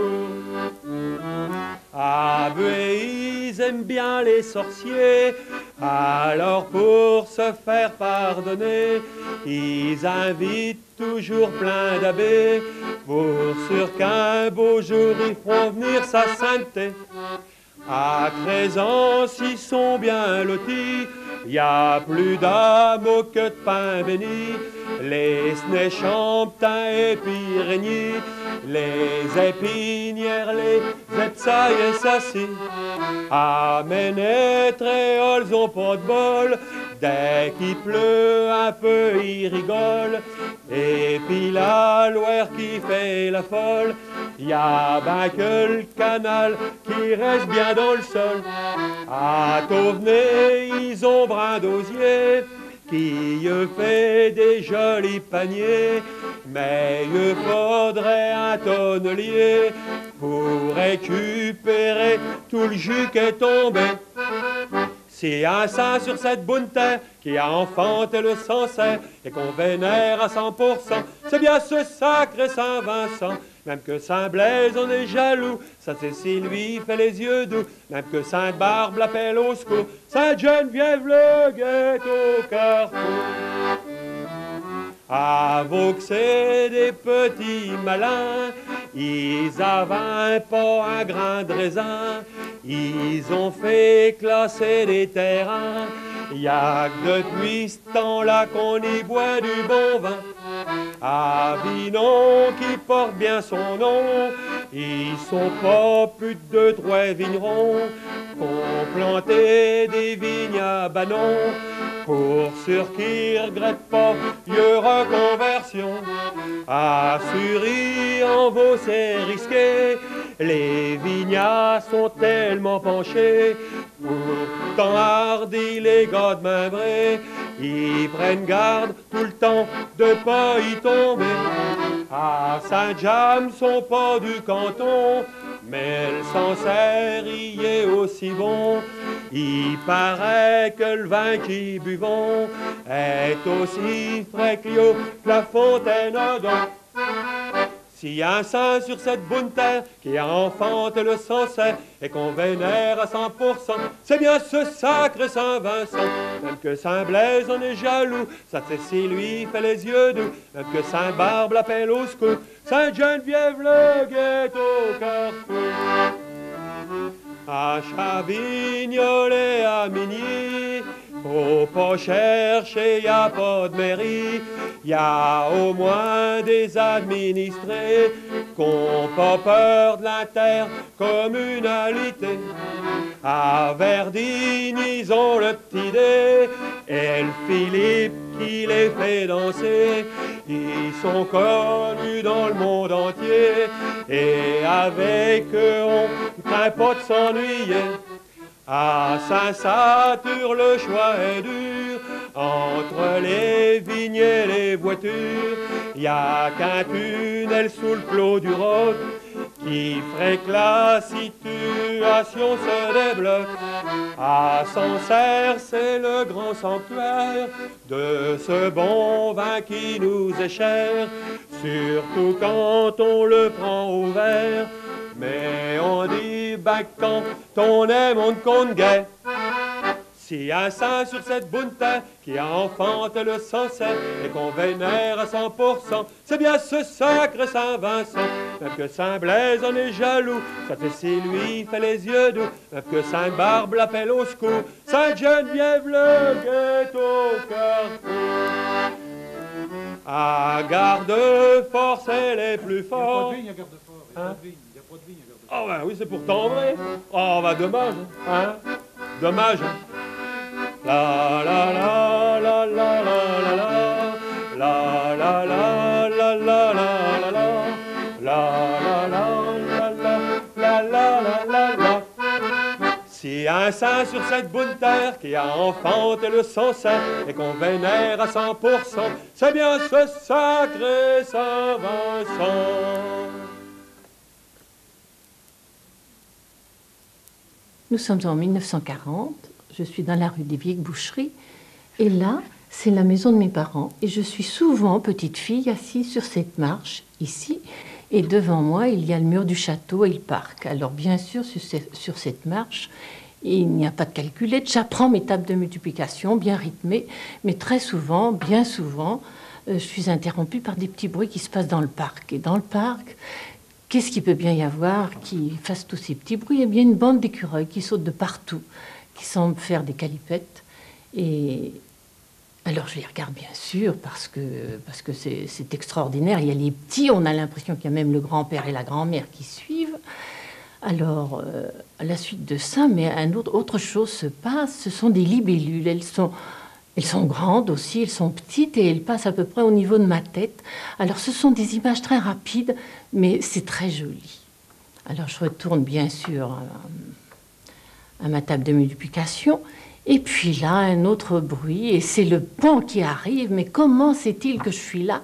Parce qu'il se montre que quand il y a quelqu'un, pour avoir bien sûr un admirateur ou une admiratrice, Alors, il est sur le mur, il choisit sa place et il met ses plumes en éventail, bien sûr, et il bouge légèrement pour faire miroiter la lumière et pour dire est-ce que c'est bien, est-ce que c'est beau. Alors, on a l'impression qu'il attend quelque chose ou une réponse, mais seulement un sourire lui suffit. Je lui souris évidemment, il met tout en place et il continue sa promenade. Alors moi, bien sûr, mon regard, il suit le mur et il y a la tour qui est au bout du mur. La tour ici, où pour pouvoir monter jusqu'en haut, il y a la pénombre sur les marches avec les planches qui font du bruit. Et puis une fois arrivé là-bas, il y a une nuée de fourmis volantes, impossible de voir, on est obligé de se protéger le visage, parce qu'il y en a partout. Et puis on attend, et puis ça se tasse, et puis là, le plaisir, c'est de voir les maisons de Sancerre qui sont là, toutes les unes contre les autres, et puis tous ces toits qui sont, on pourrait dire, une bibliothèque de toits, avec toute l'intensité de la vie qui se passe dessous, et la générosité de tous les Sancerrois qui sont prêts à montrer, à partager avec tout le monde leur attachement et l'amour qu'ils ont de Sancerre. Je vous présente les lampes à huile typiques de la région. D'abord, celles qui sont les plus anciennes, là, celles-ci, qu'on voit qui ont tombé à plusieurs fois par terre et puis qui n'ont plus d'anse parce que l'anse s'est cassée en tombant. Ces lampes servaient à éclairer modestement l'habitacle de la maison. Avec une petite mèche qui sortait par ce petit trou là. Bon, elle était garnie avec de l'huile de noix. Cette lampe s'appelle un crottin, avec un seul thé. Et cette lampe aurait donné le nom à notre fameux crottin de Chavignol. Il y avait des chèvres dans toutes les fermes hein, à l'époque. Il y avait des chèvres, vous aviez le troupeau de vaches ou le troupeau de moutons, et dans le troupeau de moutons, il y avait toujours quelques chèvres pour faire les fromages de la maison. C'était comme ça que ça se passait. Hein. Bon, les fermières traillaient leurs chèvres, faisaient leur fromage pour les besoins de la maison. Et c'était rare qu'ils en vendent. Ils en vendaient quelques-uns aux gens de passage ou des gens du voisinage. Mais pratiquement, il n'y avait que les chèvres pour la consommation familiale. Bon, sur Chavignol, c'était un peu différent. Chavignol, B, là, c'était déjà plus commercial, parce que chez nous, c'est une région céréalière. C'était pas les mêmes besoins, si vous voulez. À l'époque, c'était la région riche, tandis que maintenant, c'est le vignoble, la région riche, et la zone culture, c'est la région plus pauvre. Alors c'est pour ça qu'on ne vendait pas les fromages à cette époque-là, et dans le Sancerrois, les personnes vendaient les fromages pour se faire de l'argent. Et puis, bon, ben, il y avait les femmes promenaient les chèvres qu'on appelait, hein, les modaient les chèvres. Ah oui, moder, c'est emmener les chèvres au pré. Et ce qui était curieux, c'est que dans le vignoble, les femmes bonichaient les chèvres. Pour pas que, c'est-à-dire, elles leur tricotaient un petit bonnet qu'elles leur mettaient sur la gueule, parce que quand elles passaient dans les vignes, il ne fallait pas qu'elles mangent les vignes. Alors les chèvres étaient toutes bonichées. Moi, je me rappelle avoir vu les chèvres à Buet, toutes bonichées, pour traverser tout le vignoble et aller dans le champ de Saint-Foin ou dans la pâture. Les femmes emmenaient leurs chèvres avec le parapluie bleu, s'asseyaient sur le tabouret et puis tricotaient les chèvres tout autour d'elles. Voilà. Alors ça c'était vraiment typique. Et ce qu'elles faisaient aussi, les chèvres avaient un soutien-gorge.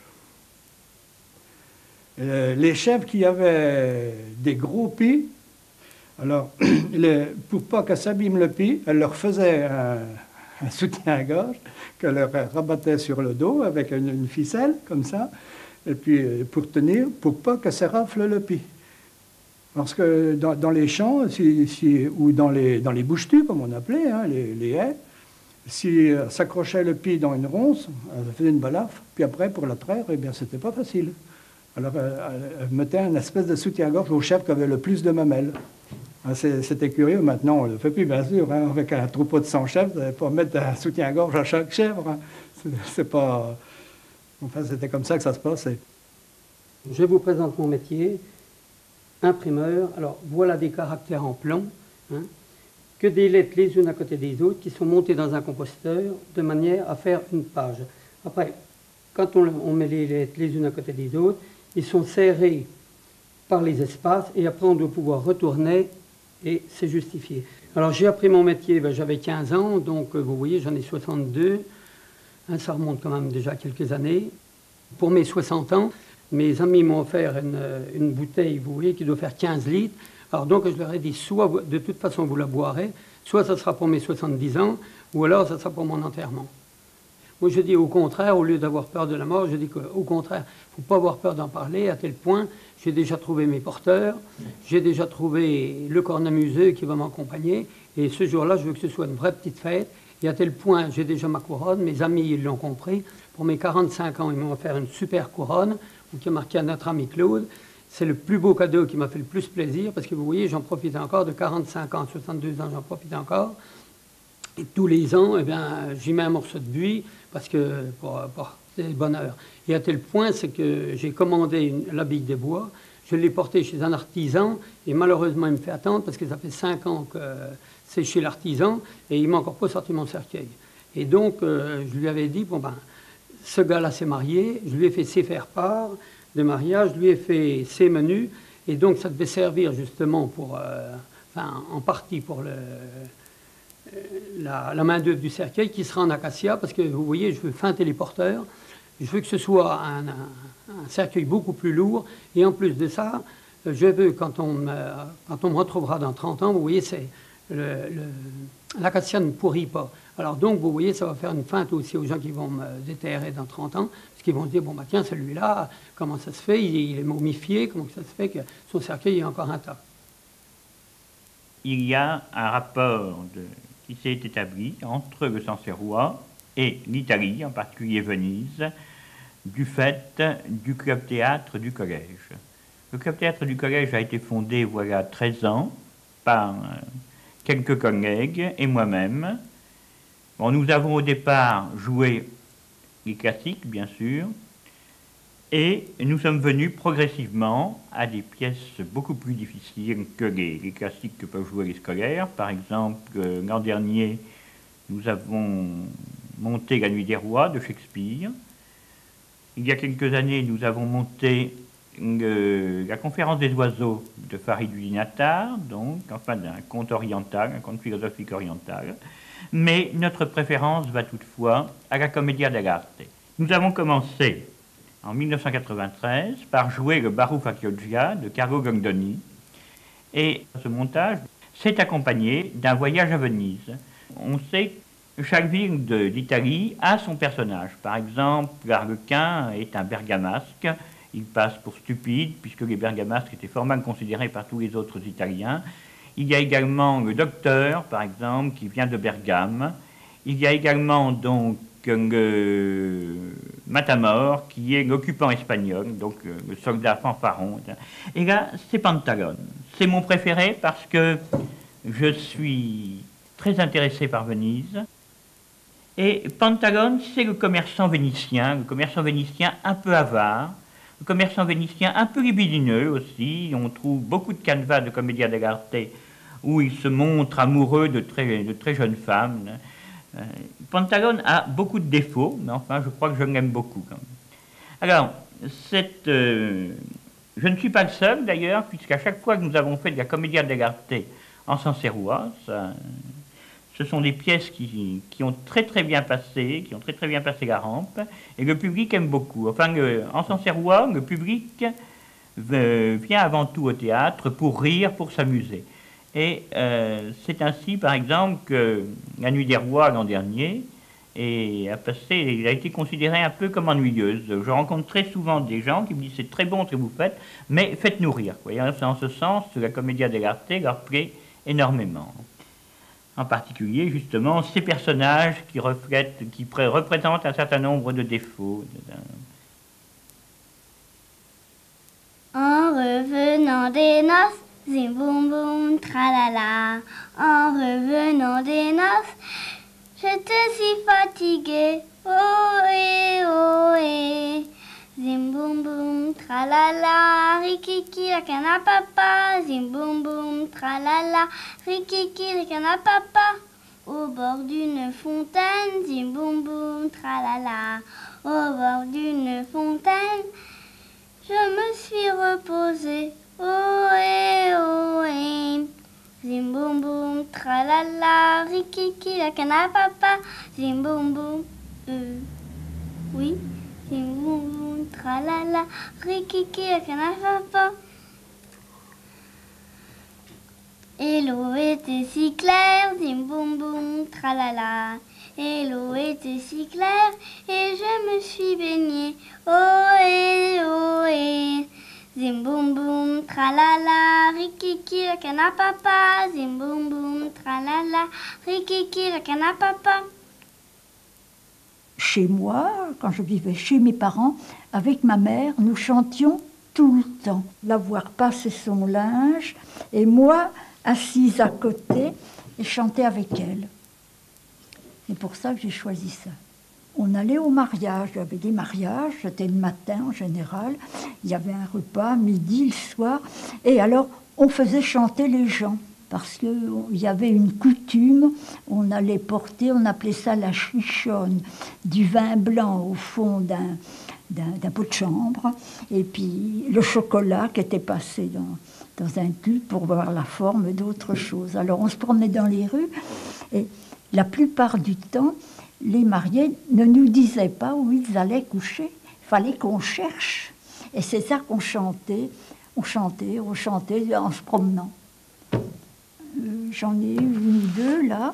Et puis j'ai aussi, à l'époque, donc mettons les années 30, et puis même un peu avant, alors je veux dire ce que je vais pouvoir les lire au moins. Alors on chantait le temps des cerises, qu'est-ce qu'il y a un autre? Bonsoir Madame la Lune, Nuit de Chine, Nuit câline, Nuit d'amour. Et puis il y en avait une autre. Attends, je la trouve plus. Enfin, il y a déjà celle-là. Là, c'est des plus récentes. Quand on chantait dans les rues, elle aime à rire, elle aime à boire, elle aime à chanter comme nous. Si vous voulez que je vous chante ça, je la sais bien, je peux vous la chanter. Fanchon, quoique bonne chrétienne, fut baptisée avec du vin. Un bourguignon fut son parrain, une angevine sa marraine. Ah, que son entretien est doux, qu'il a de mérite et de gloire. Elle aime à rire, elle aime à boire, elle aime à chanter comme nous. Elle aime à rire, elle aime à boire, elle aime à chanter comme nous. Elle aime à rire, elle aime à boire, elle aime à chanter comme nous. Oui, comme nous.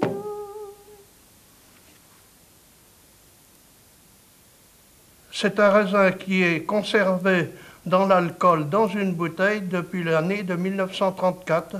Pour obtenir cela, le raisin reste attaché au pied de vigne, au sarment de vigne, depuis le mois de juin jusqu'à la veille des vendanges. Mais ce raisin est très exposé. D'abord au soleil, il faut l'en protéger, et aussi très fragile aux maladies de la vigne, car dans la bouteille, il se produit de la condensation. Et donc vous réussissez cette chose-là qu'une année sur 10.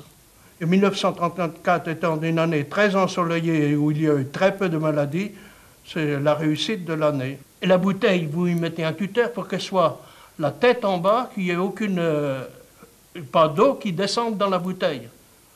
Car ça provoquerait les maladies sur le raisin. Et le raisin, au début, est très court et il tient dans le goulot. Et il profite sur la vigne pour occuper toute la bouteille au mois de septembre. Et vous faites tous les traitements comme pour la vigne, mais seulement c'est pareil, il ne faut pas que le soleil le brûle. Parce que depuis, je n'ai jamais retrouvé ces bouteilles-là qui permettent... Je suis obligé d'ôter quelques parties du raisin quand je le mets à la bouteille pour qu'il puisse tenir. Parce que la queue n'est pas assez longue. Et donc vous ôtez quelques rafles avant de le mettre dans la bouteille pour qu'il tienne dans le goulot, parce que les goulots sont très longs, tandis que celui-là, vous voyez, il était vasé dès le départ. Je suis née à Neuilly-en-Sancerre le 4 février 1915. Je suis venue à Feu habiter avec mes parents à l'âge de 8 ans, dont là j'ai grandi. Et j'ai connu mon mari qui est né à Herry le 17 décembre 1908. Et nous nous sommes mariés, il avait 21 ans, moi j'avais 18 ans. Et nous avons eu 16 enfants ensemble. Alors, mon mari était maçon couvreur. Et naturellement, avec une nombreuse famille comme ça, on ne pouvait pas avoir... on avait des joies et des devoirs aussi. Alors, j'ai mis au monde à Feu 6 enfants. Et le 7e, j'ai eu un très mauvais accouchement, dont le 7e est décédé. Alors, j'ai été obligée par la suite de venir accoucher à Sancerre. Donc voilà la photo, que j'ai été prise en photo avec Madame Bernot, moi dans le lit, et mon fils Alain dans les bras. Alors, j'ai accouché 10 fois. Et quand j'arrivais à l'hôpital de Sancerre, j'étais très bien accueillie, très bien soignée par le dévouement de Madame Bernot et le personnel qui était très dévoué. Et je me souviens, moi, ayant de très mauvaises jambes, Madame Bernot ne voulait pas que je retourne dans mon lit, dans la salle d'accouchement, mon lit. Alors, à ce moment-là, on allait chercher Monsieur Bûcher, qui était cuisinier à l'hôpital, et il me prenait dans ses bras et il me ramenait dans mon lit. Et le hasard veut que maintenant, nous sommes presque voisins. Alors, souvent, quand on se rencontre, on en parle.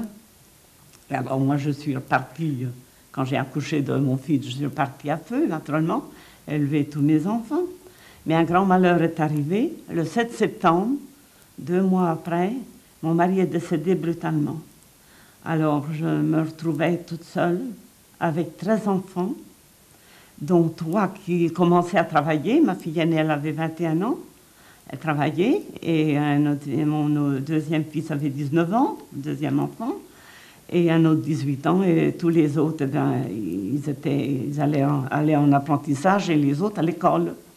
Alors, inutile de vous dire si j'ai travaillé longtemps, beaucoup. Alors, je travaillais dans les domaines, dans les champs. Je lavais le linge.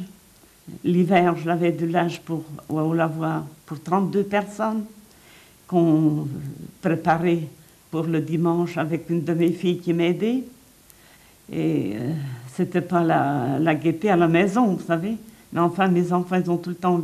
J'ai essayé de tout le temps les contenter pour manger, leur content. Et maintenant, je suis pas malheureuse. Je suis heureuse parce que mes enfants sont mariés, ils ont des petits-enfants, des arrière-petits-enfants, et j'ai des enfants qui sont adorables pour moi.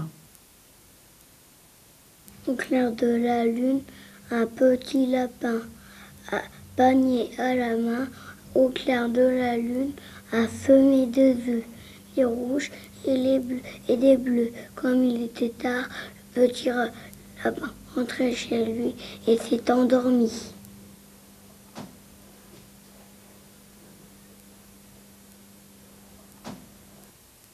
Ce sont des fusils que j'ai réparés par mes soins, car je suis armurier depuis 50 ans à Sancerre.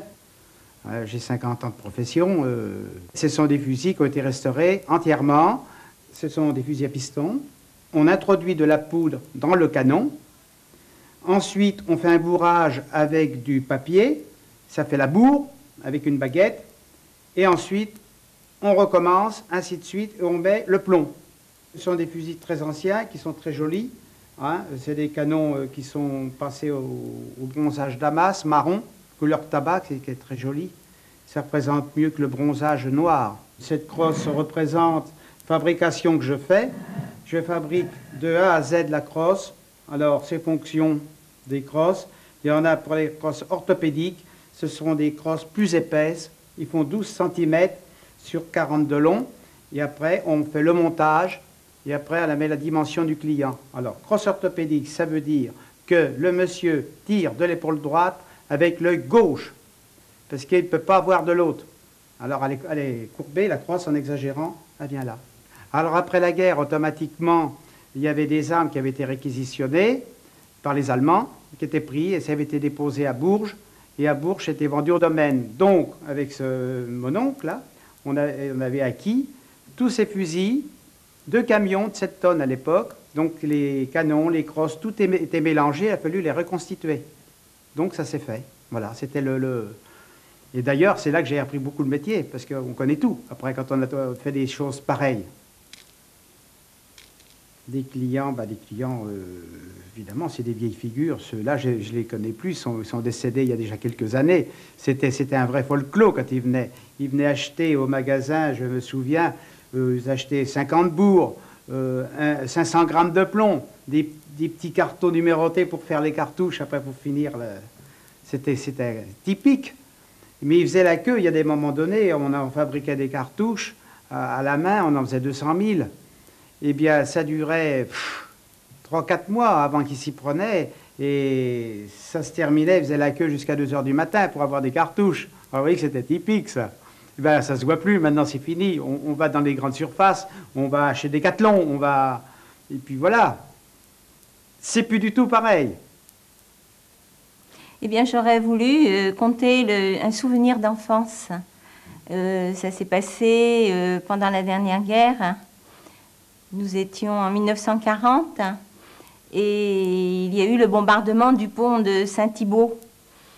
Et c'était dramatique pour les Sancerrois. Et ce souvenir extraordinaire, malgré tout l'apeurement des gens qu'il y avait à cette période, c'est que les vignerons, monsieur et madame Melot, ont gentiment ouvert leur cave et tout le quartier a pu ainsi venir s'abriter et éviter ainsi la peur. Et ce qui était extraordinaire, c'est les veillées qu'il y a eu. Pendant 2-3 jours peut-être, nous avons pratiquement vécu dans cette cave et dans le noir avec quelques bougies et chacun racontait son histoire. Et ça faisait vraiment penser à des veillées d'autrefois, à des veillées, je ne peux pas dire du Moyen-Âge, mais vraiment très anciennes. Et on retrouvait les peurs ancestrales. Chacun racontait des histoires qui faisaient peur parce que justement il y avait ce danger. Cette crainte d'être bombardé, cette crainte de mourir. Et c'était très touchant. Il y a eu aussi donc monsieur et madame Melot très gentiment apportaient la nourriture. Et il y a même des enfants qui dormaient là. C'était vraiment... c'est un souvenir d'enfance très fort et qui m'a poursuivi longtemps. C'est une solidarité. C'était vraiment, dans un malheur, la preuve qu'une solidarité tout de suite c'est fait jour. Cet objet, c'est un battoir. C'est ce qui servait aux lavandières avant les machines à laver le linge. Chez nous, c'est pas un document. Chez nous, on a la Loire, le canal, la Vauvise. Il y a beaucoup de sources dans le pays aussi, et plusieurs lavoirs, dont un près de chez nous. Alors, à ce moment-là, toutes les dames allaient laver leur linge au lavoir. On se rencontrait là, on y passait beaucoup de temps parce que c'était très long. Mais on apprenait les nouvelles du pays, on parlait ensemble, c'était agréable. Et souvent, il y avait les enfants qui accompagnaient leur mère. Et un jour, mon petit garçon, il était avec moi comme ça, et il approchait un petit peu près de l'eau. Alors il y a une dame qui lavait pour les gens, qui lavaient tous les jours du linge, et lui dit, tu sais, mon petit garçon, n'approche pas trop près, parce que la bête du croc est dans l'eau. Le croc, c'était le lavoir. Dans Sancerrois, les lavoirs, c'était des crocs. Alors il dit, tu sais, si la bête est à grand faim, elle pourrait te manger. Et sans ça, elle peut te griffer, comme elle m'a fait à moi. Veux-tu que je te fasse voir? Là-dessus, elle relève ses jupes très haut, et horreur!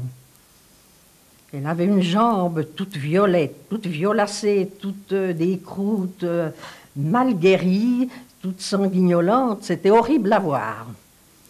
L'enfant, il était vraiment horrifié. Eh bien, je vous assure que pendant longtemps, il n'a pu approcher de l'eau, il n'a jamais tombé dans le lavoir, lui, parce qu'il avait peur de la bête du croc. Maintenant, si vous passez par chez nous, vous ne craignez plus rien, parce que les enfants apprennent très jeunes à nager, d'abord, dans les piscines, et les lavoirs ne servent plus à rien. Il y a de l'eau dedans que quand il pleut trop. Alors la bête du croc doit être partie très loin.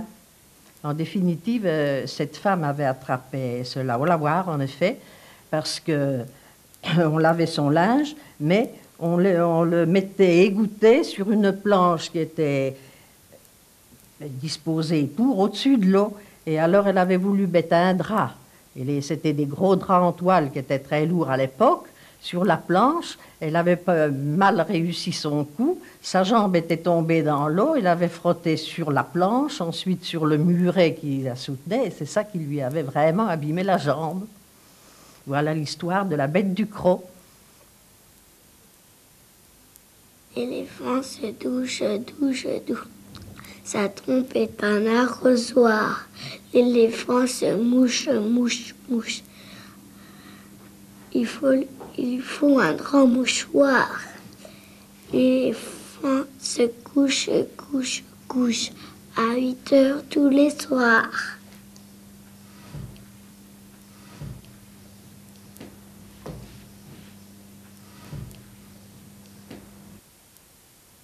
De toujours, et on allait ramasser quand on était jeunes, les gosses même, on allait ramasser les noix, là, c'était au mois de septembre, quoi, puis après, ben, on les chablait, qu'on a pris avec des perches, on montait sur l'arbre, puis on les faisait tomber, et puis on les ramassait, après on les décortique parce que quand ils ont la croûte verte, il faut les défaire. On les mettait sécher au soleil, quand on les sortait tous les jours pour qu'ils sèchent bien. On les rentrait le soir pour que la fraîcheur les reprenne. On les ressortait le lendemain, puis après on les mettait dans des sacs, puis on les gardait. Et l'hiver, on les casse et on les délie. Après, on les portait au moulin, ou qu'ils les mettaient sous la meule là, pour les écraser. Après, ils la faisaient cuire dans la chaudière. Et après, il les presse. Alors, maintenant, c'est mieux, il y a des presses hydrauliques, mais avant, on pressait ça comme avec un pressoir avant, en poussant, en serrant avec une barre de fer à Chavignol. Après, c'est à Chavignol, ma ménétro, c'était pareil, c'était en pressant. Puis l'huile sortait. Puis c'est pareil, je me rappelle quand j'étais jeune, là, quand j'étais gosse, à la sortie de l'école, on allait toujours autour de l'huilerie parce que maintenant, on ne fait plus attention à ça, mais dans les jeunes, on aimait de manger l'agoué qu'on appelait. C'était les tourteaux, à présent. Alors, quand c'était chaud, là, l'agoué de noix, ben, c'était bon. Puis alors, tout gamin, on passait à la sortie de l'école. Puis alors, c'est pareil, des fois, ils nous en donnaient, puis d'autres fois, ils nous rattrapaient, puis ils nous barbouillaient avec du noir. Ah oui. Alors, ça, c'est comme ça qu'on fait.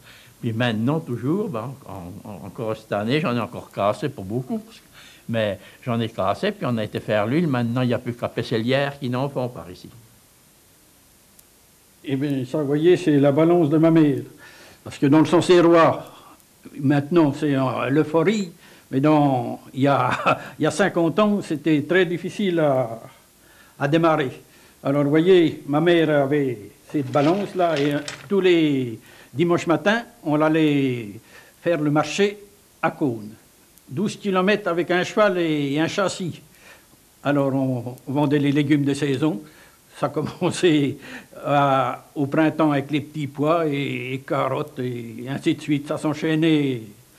Alors, c'est ça qui faisait vivre un peu le Sancerrois. On a toujours eu de la vigne, mais c'était pas suffisant vraiment pour parer aux dépenses du ménage. Alors, on faisait du légume dans le Val de Loire, là, sur le bord de la Loire, et C'était un climat qui s'y prêtait bien, les légumes venaient bien. Puis, alors tous les dimanches matins, on partait avec un cheval. Alors 2 heures de route pour commencer. C'était déjà... Alors quand il faisait froid, ben, moi j'étais en culotte courte et j'allais toujours avec mes parents aussi. Et mon père, lui, il tenait le cheval et puis ma mère, on se serrait l'un contre l'autre dans le châssis pour bien avoir chaud quoi, pendant 2 heures. Et là-bas, on arrivait sur le marché, il fallait prendre sa place, il fallait arriver quand même assez de bonne heure pour trouver une place. Alors on faisait tous en rang d'oignons, là, tous les cultivateurs qui venaient, il y en avait beaucoup qui venaient de l'Éré à ce moment-là aussi.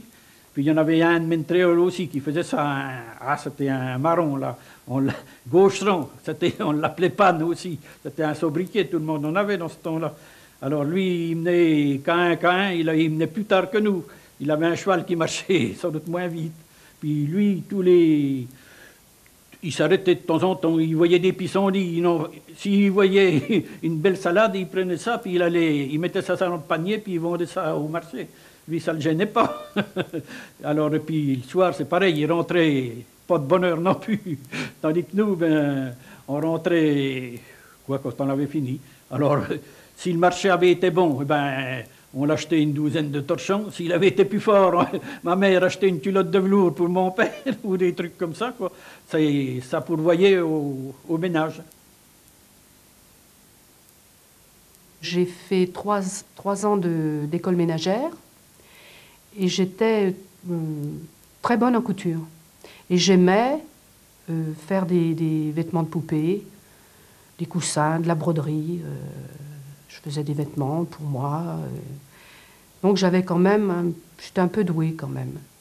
Monsieur Bougoin a acheté une maison à Sasature et il a fait construire un petit atelier dans le jardin, dans son jardin, et on travaillait avec Madame Bougoin. Monsieur Bougoin allait à Paris chercher les pots de fourrure et on fabriquait le manteau qui repartait une vingtaine de jours plus tard pour être doublé. Le modèle était fait à Paris, la personne choisissait les pots et on fabriquait le manteau. Alors ça, c'est une cravate de vison pour montrer la fourrure. En dernier, nous avons fait un manteau de serpent, c'est-à-dire c'est des pitons qui sont teints, donc rouges. Et j'ai fabriqué ce manteau de serpent avec le col en vison noir. Et ce manteau était pour un émir, a été demandé pour une commande pour un émir. Et ce manteau a été livré à cet émir et c'est un mannequin de la maison de fourrure qui a été le livrer par avion. J'aimais tout. Tout ce que je faisais me convenait, me plaisait. Je m'habillais, quoi. Je mettais le manteau, je mettais les étoiles, j'aimais bien. C'était vraiment une chose formidable pour moi. Monsieur Bougoin a arrêté en 1975. Il avait 73 ans. Et après, j'ai vendu du charbon et de la bière. Et maintenant, je travaille dans un garage Citroën à Saint-Satur. Voilà. Et je vais terminer au garage en fin d'année. Je vais être à la retraite. Il y a une vingtaine d'années, j'ai décidé d'arrêter ma vie citadine pour aller vivre à la campagne. Et pour vivre à la campagne, il fallait trouver un moyen. Et le moyen, ça a été l'argile. C'est-à-dire qu'on a commencé à extraire de l'argile, à manufacturer cette argile, de façon à travailler un petit peu comme un cuisinier, c'est-à-dire ramener un petit peu d'argile plus siliceuse, moins siliceuse, de façon à faire un produit qui soit typique de la région. Et tout ça, ça a duré une dizaine d'années. Et pendant cette dizaine d'années, j'ai donc préparé cette argile avec mon fils aîné. Et au bout de 10 ans, on a des fourmis dans les doigts. Et puis, on a eu envie d'aller un petit peu plus loin. On a eu envie d'allier un petit peu le territoire, le terroir, avec cette argile, et de faire un produit qui soit représentatif et qui puisse servir. Donc, on a eu idée de cette cloche à crottin. Donc elle est en grès, elle est cuite à 1300 degrés, ce qui fait qu'elle est imperméable, mais on ne l'a pas émaillée à l'intérieur. Et elle a pour avantage de donner à peu près la même atmosphère qu'on avait dans les anciens pots en grès, dans lesquels on mettait les fromages pour repasser. Ce qui fait qu'actuellement, on peut mettre les fromages, mettre la cloche à crottin dessus, et le fromage, le crottin, il va se refaire impeccable à l'intérieur. Donc on a la terre, on a le crottin, et puis il fallait faire un petit clin d'œil au vin. Donc le clin d'œil au raisin et au vin, on l'a fait avec le décor qu'il y a sur le dessus. Un décor qui est continuellement renouvelé, bien entendu. Et dans les couleurs, et dans les grains, et dans la forme de l'anse, voilà, un petit peu. C'est donc un retour à la terre, et puis en même temps, ça permet actuellement, mes 3 fils et moi, de vivre en zone rurale d'un métier qui ne soit pas un métier agricole, qui soit un métier un petit peu différent.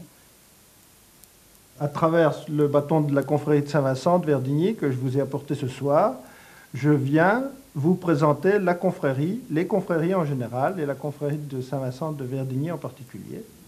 À Verdigny, nous avons la particularité que chaque prédicateur, chaque prêtre ou évêque qui vient, nous le faisons monter sur un poinçon afin qu'il bénisse les vignes, et ce, au carrefour des 3 villages de la commune de Verdigny. Alors, avant la messe, on fait monter sur un fût cet évêque ou ce prêtre, et on fait surtout très attention à ce qu'il bénisse bien les 4 points cardinaux, parce que des fois, c'est plus ou moins bien fait. Et eh bien, il y a des vignerons qui disent « Ah ben mes vignes, elles n'ont pas été bénites comme il faut, elles vont peut-être pas venir aussi belles que celles de mon voisin. » Ça, c'est l'aspect anecdotique. Et ensuite, bon, il y a donc une grande messe dans laquelle il y a l'offrande du vin et du pain avec la bénédiction. À l'heure actuelle, on a encore quelques cas d'entraide, et le meilleur cas que je voudrais souligner, il s'est passé il y a 10 ans. L'un de nos collègues de Chavignol, le soir même des vendanges, a été appelé à Paris pour qu'on lui change le cœur. Eh bien, l'hiver suivant, dans les mois qui ont suivi, on s'est retrouvé 60 vignerons le même jour pour lui faire son ouvrage, pour lui tailler ses vignes au printemps suivant. Et ça fait partie des statuts des confréries de Saint-Vincent. Et je peux vous lire, par exemple, l'article 3 des statuts de la confrérie de Saint-Vincent de Verdigny, disent qu'à la mort de chaque confrère, la confrérie fera son possible pour assister à l'enterrement et au service qui se dira dans le mois aux frais de la confrérie pour le confrère défunt. Dans l'article 5, ce que je vous disais tout à l'heure, lorsqu'un confrère pauvre tombera malade, les autres confrères qui, tour à tour, seront désignés par les conseillers, lui feront gratis son ouvrage. Et enfin, l'article 7 est cocasse. Ne feront plus partie de la confrérie ceux qui se conduiraient d'une manière scandaleuse. Alors, je ne vous dirai pas la manière scandaleuse. J'ai choisi de parler du thème qui m'était le plus cher, qui m'inspirait le plus aujourd'hui, c'est-à-dire l'ancien ermitage de Sainte-Laurette, quelque part entre Jard et le Noyer, en pleine forêt. C'est un lieu que j'ai découvert par hasard en regardant une carte. J'ai décidé de m'y rendre parce que je sentais que ça me devait me plaire, de toute façon. Et je suis tombé en plein dans le mille. C'est un endroit où j'aime emmener mes amis, les amis qui ne connaissent pas la région, qui viennent me voir de loin, la région parisienne ou du Midi. Et donc, c'est un ancien ermitage. C'est un endroit où un ermite est installé, je ne sais pas quand, là, très longtemps, peut-être au Moyen-Âge, peut-être au XV ou au XVIe siècle. Et l'endroit a vraisemblablement été choisi parce qu'il y a une fontaine qui ne se tarit que par période de grande sécheresse. Et aujourd'hui, il ne reste plus grand-chose, sinon une ambiance assez extraordinaire, un endroit mystérieux. Il se dégage une sorte de magie du lieu. Et la chose la plus extraordinaire, ce sont les arbres là-bas. L'ermite avait dû dégager une clairière dans laquelle il faisait des cultures pour se nourrir, et il avait entouré cette clairière de haies, des haies d'arbres entrelacés, qu'on appelle chez nous les plesses. C'est-à-dire que ce sont des arbres que on coupe à la base pour les faire repartir en CP, et ensuite on les fend sur le côté pour les courber et on les entrelace. Et à force de se frotter, les troncs de différents arbres se soudent et ça fait une espèce de barrière naturelle d'arbres d'un pied à l'autre. Il y a une continuité. Et bon, je ne suis pas le seul à être sensible à la magie du lieu, puisqu'il y a une croix qui est dressée, qui était en ruine jusqu'à l'année dernière, portant la date 1882. Elle a été relevée et complètement reconstruite. Elle est entourée d'une espèce de fer à cheval, d'un muret en silex en forme de fer à cheval, et régulièrement on y trouve des statuettes ésotériques, curieuses, et des statuettes en céramique, comme s'il y avait des messes noires, des trucs bizarres. Donc je pense qu'il n'y a pas que moi que l'endroit inspire. De Pâques. J'ai trouvé un bel œuf rouge, rouge comme un coquelicot, rouge comme la crête d'un coq. Le lapin l'avait caché au fond du verger. J'ai trouvé un bel œuf bleu, bleu comme mes yeux, bleu comme mes yeux. Le lapin l'avait caché au fond du verger. J'ai trouvé un bel œuf jaune, jaune, jaune comme de l'or, jaune comme un canari. Le lapin l'avait caché au fond du verger. J'ai trouvé un bel œuf blanc, blanc comme la neige, blanc comme la crème. Il était au poulailler, alors moi je l'ai gobé. Ces quelques objets, très peu de ma collection, représentent tantôt, quand je suis dans les terres, des pieds fermes représentent énormément. Évidemment, ce n'est pas parsemé ainsi, partout. C'est une petite sélection, notamment un objet absolument curieux. Ça, c'est un chou fossilisé. Et pardonnez-moi, c'est une imagination, naturellement. Mais, comme je disais, c'est un objet absolument mystérieux. Et je n'ai pas rencontré un vigneron, un paysan qui aurait jamais vu pareil objet. Et c'est l'objet, en ce qui concerne ma collection de fossiles, le plus curieux. Et je n'ai pas encore eu le plaisir de consulter un paléontologue chevronné pour qu'il me dise vraiment, est-ce une plante fossilisée? Est-ce un animal? Est-ce peut-être une déjection géante d'un animal marin pour mettre en fait que le tableau de fond, c'est que ça date de l'époque où Sancerre était un océan Pacifique en quelque sorte, donc une mer corallienne avec des eaux peu profondes, chaudes, etc. Eh bien, moi j'ai amené Peter, mon mari, mon mari que j'ai été chercher très loin, parce que je suis une Bretonne qui est partie faire mes études à Munich, et j'ai rencontré l'artiste, l'homme qui m'a séduit, par ses activités, son intelligence. Et quand nous sommes revenus en France, qui ne connaissait pas un mot de français, que je lui ai appris seulement sur la route Merde et Merci. Quelques mois après, nous allons nous promener à Sancerre et il me dit déjà en français, la côte, ça monte, non, c'est la pente, est-ce que ça monte? Je dis oui. La côte, ça descend. Oui, et la Pentecôte, me dit-il. Alors là, il m'a fait vraiment rire et je l'ai gardé. Et nous avons vécu 20 ans dans notre maison dans le Berry et jusqu'en 93, nous avons décidé de venir à Sancerre pour monter une galerie parce que notre passion, c'est l'art et nous avons beaucoup travaillé pour ça. Et moi, je suis spécialement une spécialiste du tissu peint. Donc Peter aussi s'est mis aussi dedans, puisque nous avons fait, même pour l'opéra, des costumes. Des grandes commandes. Des grosses commandes. Pour les deux opéras, Garnier et Pastille. Voilà. Le Lac des Cygnes et puis le Sacre de Printemps. Voilà. On a été graciés à chaque fois. On nous donnait le travail le plus difficile à faire.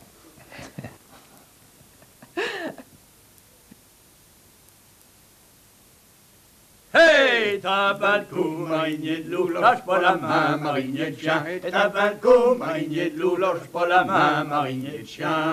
Il y avait du vent, il y avait la flot, on pouvait quitter Saint-Thibault. Il y avait de la viande dans la cassette, du vin qui valait ben de la boîte. Eh oh! Hey, t'as pas le coup, marinier de loup, lâche pas la main, marinier de chien. Et t'as pas le coup, marinier de loup, lâche pas la main, marinier de chien.